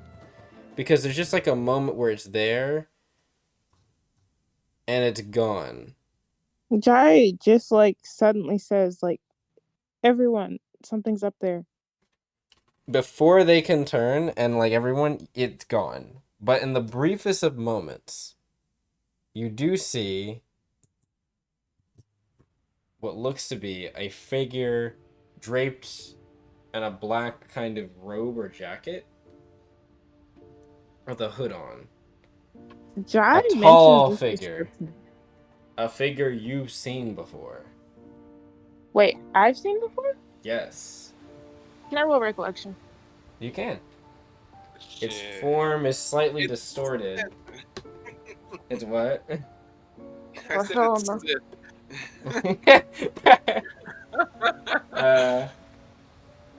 No, I know who it is, but Hmm. But there is it's a distorted form as you, or not distorted, yeah, I guess it would be slightly distorted form as you look, their face is just kind of mired by this kind of disjointed and disrupted magic. Jai rolled a dirty 20. That was for your recollection? Mhm. Think back to you and Starsha. Back during the first quest, yes, in the cave, the first time you were working with the party. Where Marliana swam away, you and Starsha had encountered something, or someone maybe. A powerful form, a figure, draped in black with a hood. One that had apparently massacred all of the valiant hooks that were in the area before you all had arrived. This matches at least their style. Jai is going to mention all of this to Starsha, kind of frantically, but also not too loudly. Starsha snaps over and looks, but it's whatever it was is gone. You look back and it is not there anymore. It was just kind of faintly looking. Hmm. It It's knows unsettling. you saw it. Starsha kind of says, whatever that figure is, you think it might be connected. In other words, keeping an eye on this place. But why? Yes. Well, it is the same thing that was commanding the water chimera, wasn't it? We never confirmed that. Yeah, but this kind of pushes the evidence in that favor. Maybe. Like there are But if that's the water case, then why not attack us? That would have been a good ambush spot. I mean, it must have some sort of objective to follow. Oh. Was it looking at us, or was it looking for something else? It Not was sure. probably looking for something else since it didn't engage. Then the question is, what was that? What is that something they're looking for? Can I do a inspection on the broken wagons we passed? Just like to see the caliber of like. Yeah, go ahead. Yeah, alright. I would say more, you don't need me to roll an inspection, just roll a knowledge local regal, because it was pointed out to you. Are you sure? Yep. That's a much less interesting role for me than inspection. I got a 17. Okay. Lucky me. The inspection wouldn't have gleaned anything differently, just that, or it wouldn't have gleaned you anything extra, because Starsha already rolled it. That's fair. But, with the local regal, these wagons seem to be standard issue, or not standard, standard issue. They seem to be decently made, but standard issue consortium-based wagons. The types of, like, engineering and such you'd expect from that. There doesn't seem to be anything particularly odd, though I will say, something you notice, and like maybe Starsha noticed but didn't mention, was the particulars of, we'll say, the discoloration in the water and such like that was staining on some of the wood. There's a faint bit of like almost light green, dark greenish substance that's like on the corner edge of one of these like wagons, and it almost blends in with the watery smear. It looks like it might have been some type of like slick oil like substance that was briefly there. That doesn't seem like something that the water chimeras we've seen have done before, right? At this point, you guys are like nearly 100 feet away, and Starsh just looks back. Oh, right, that weird oil stuff? No, now that you mention it, no, I don't think it was. I think it was something else. It looked like oil or something. Gasoline? Well, not gasoline. It definitely wasn't gasoline or inflamed gasoline. Some type of other fuel or oil. Maybe another type of alchemical fluid that was being shipped. Could I make a check about that? Sure. Roll me a knowledge. Can Jai roll? Can Jai what? Sorry. Can Jai also roll? Yes. I'm trying to think of what this would be. Be technological? I'm thinking engineering, actually. That's better. There's a better role for me, so I'll appreciate it. Either an engineering or a local regal. You can choose. I'll do local regal. You stupid son of a bitch. I hate you. You can still roll engineering. No. It's either or. I rolled what I rolled, and it's... Also, they did roll in engineering. What do you mean? Oh. I only got a 14 on local regal. Jai, in some of your studies, you recall reading about certain types of alchemical solutions and stuff, oily ones, things like that. It's not uncommon for that to be a texture described between certain types of materials, but there was something of note. There is certain types of materials that have had we'll say, a bit of notoriousness among them lately. Notably, one that is said to be, well, actually, and you would know deliberately, It's banned in your country after the events of the Retribution conflict and some discoveries that were made about it. It has not officially been banned in the consortium, but after the discussions with the Lapsus Initiative, and those talks being kind of finalized soon, it's all but planned, probably within the next, you'd imagine now, maybe month or so, if not sooner, that it's an official mandate going to be ordained throughout all of the Lapsus region, that a special field that appeared on the market in the last few years, a field called Compound 33 something, shall be officially yes. Above board, is this the compound that Apani specifically spoke out against? Yes, Yeah, it it's the is. same one. This is the I know this same compound material. so well. I'm so sad I rolled low. It is Jai is a. gonna be like, "Do not touch it," to Marliana and everyone else. Everyone's like, you get this point, you're like 160 feet away. And Jai's like, "Don't let it get on anything you own. Don't touch it. Stay away from it." Yeah, you guys know, you would know specifically just from the academy, even like when they were like looking to test it. When the Noblesse was a bit quicker on this, just because like of their conversations with the guild. They outlawed it pretty quick, even a little bit. They were already touchy about it even before the Retribution conflict. But there was some shenanigans about the Retribution using some of this material and pumping it out of refineries. And there were some discoveries made from the reclaimed refineries that this stuff is definitely a bit more caustic than was initially expressed, I guess.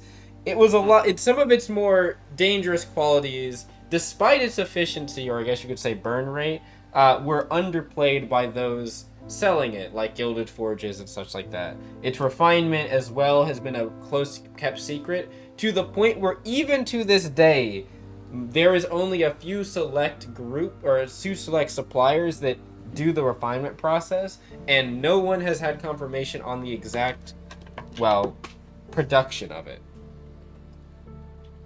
I'll ask Jai, since Jai was very adamant about us not coming into contact with it. Do you know what this is? What is it? I have a it sounds hunch. dangerous. It is extremely dangerous. You don't want it to touch you. You don't want it to touch the things that you touch, and then touch that. Don't let it get on anything. So an odd Like what? fluid or whatever type of oil. What's it called? You said, Jai? Would Jai know the name directly, or would Jai just have For the like 14? a hunch? Yeah, you would know the name. Compound, whatever. I can't remember the full name, but Compound 33824 or something like that. Yeah. Wait. Actually, I have this exactly in my notes. If you type compound, I'm also- sure you'll find it. I could probably find it just because, I mean, I am the one who named it. It was a very funny little It is a funny Easter egg. No, not I know compulsion. what it means. It is old school texting. It is. It really is. But the audience will have to figure out what that means on their own. Oh, I have it. Yes. It is. If you, I just had it. One sec. It is. Okay, I'm being really stupid right now. One sec, because I You're fine. literally just had it. Oh I my found the phone. doc that it's I on. can tell you. I can tell you, but I just have to. All right, phone. It's compound 33824. Oh, I got it right. 824. Or did I mistype it? I think it should be 3328. Maybe I mistyped it. I might have mistyped it. Is it I think it should be 33284. 33284? Okay, 33284. I mean, sorry. look, I had to pull out my phone's dial. phones. Yep, that's fine. I will edit it in my notes. Okay, You said- 33284, not 824. Yep. 33284. Got it. Okay. So yes, she will. So yeah, they will say 33284. Sasha said, so this 33284 substance. It For causes levels of insanity. It's so much more. It's just incredibly dangerous. You don't want to touch it. You don't want to touch anything it's touch. And for some reason, it was being carried on its way from Moga's direction up to Quald. the thing that Jai saw, clearly it was behind the attack. Maybe it was a good That means thing. it was doing a good thing, yeah. Hmm. If they stopped the shipment, that means that they got rid of this compound thingy. Not completely. That's if they're the ones that attacked it. And besides, the substance was taken. Some crates of stuff was dragged away. There's too many unknowns we don't know about. If Don't they let were it the touch. ones, if they were the ones to attack, they might have been the ones to take it, or if not, someone else or something else did. It looks like there was a chimera attack, which might connect them to it, but that also we have no confirmation that they control any of these water chimera.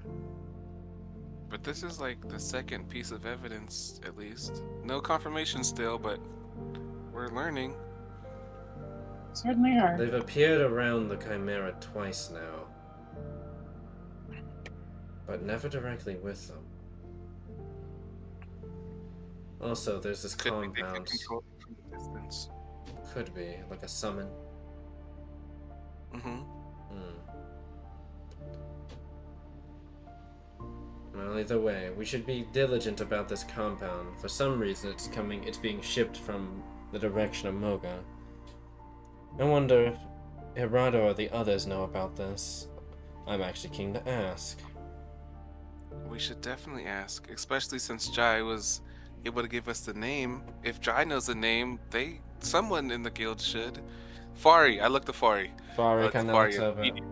And Fari will basically echo what Jai said about how like it's the substance or the details of what they know the guild wise about the substance, about how it is a caustic material that's been under the guild's kind of surveillance by their ecology team or the ecological conservation team for actually a decent time, but they didn't have anything fully definitive until recent cases and issues happened. Yes, bouts of insanity, caustic effects on the environment, from rotting things to draining energy from them. The efficiency rate, it seems, is what drew in a lot of countries because it seemed to be a very readily available material, despite not knowing its refinement process. Most countries did not care, at least initially. However, the guild had been pushing for a while to have it removed from the market with not a lot of movement, until the Retribution conflict, where the Retribution was directly using it, and some of its more hazardous qualities were a little bit more on display. Yeah. This has kind of resulted in, she will also say, like, this has kind of resulted in a rush of sorts, with a lot of people scrounging to offload their inventories or buy or sell whatever they can before the official ruling comes into play. Unfortunately, that means that the compound will still be in use somewhat even after the ban. But the guild's hoping to do a buyback program once we can get enough of them. Once we can get the material, or I guess collateral for it, this should make it easier for those to be willing to part with the material, country bound especially. The interpersonal ones we can police as needed, but yes, this material has been shown to be extremely caustic to the environment, which means that shipment is one of the hasty ones that was mentioned before. And Starsha says, and it came from Moga. You're fine. Starsha kinda says, I don't recall seeing any of this stuff when we were in Moga, but maybe we overlooked it. They haven't been getting shipments, which means that something near Moga, maybe a refinery of some kind, or some type of storage area, must have had it. But they recently sent it out now, probably because Quald's now active. They tried to probably send it up north? But why? Laura says, but regardless, the only way we're going to know is once we get to Quald. I'll ask around and see what I can figure. I'm sure that Hirata and the others will need our assistance for the guild shipment. I'm sure it's almost on its way here. And if those water chimera creatures are out and about, there's a chance that they attack more other traders around. They could even attack the shipment. So I was just like, damn, you're right. Well, let's hurry. And that is where we will end today's session. right as you guys get to Quald and make your way to the guild hall. We'd like to thank everyone for coming on by to the session. It's been a fun one. Good little talking session. A lot of important decisions made and a lot of interesting things to come up. Next session is going to, well, we'll have some interesting things next session. I got a little bit to prepare, actually a lot to prepare. But the party is, this might be your guys' first encounter with Compound 33284, but I don't remember. Someone in the comments might have to remind me if that's the case, or if I check my notes, I'll have to look. But regardless, of course. If you, of course, would like to try out Dreamforge for yourself, you can go down into the description box of this very video, go to our link tree or to the link for our Discord server where we have the server, or where we have the different documents for how to play, how to make characters, and run games. Of course, we will have some guided adventure material soon enough for you to also try if you'd like. If you're wanting to be a little bit of a newer DM and try out some things, it'll be available. Past that, of course, if you just want to follow on by, ask questions, you can do so there, or you can go follow our socials with our Linktree link that has our Instagram, Blue Sky, and Twitter. That is where all that stuff can be found. And yeah, we hope to see you in the next session or episode of Echoes of Stardust CSG. Thank you all for watching, and good night. Yeah.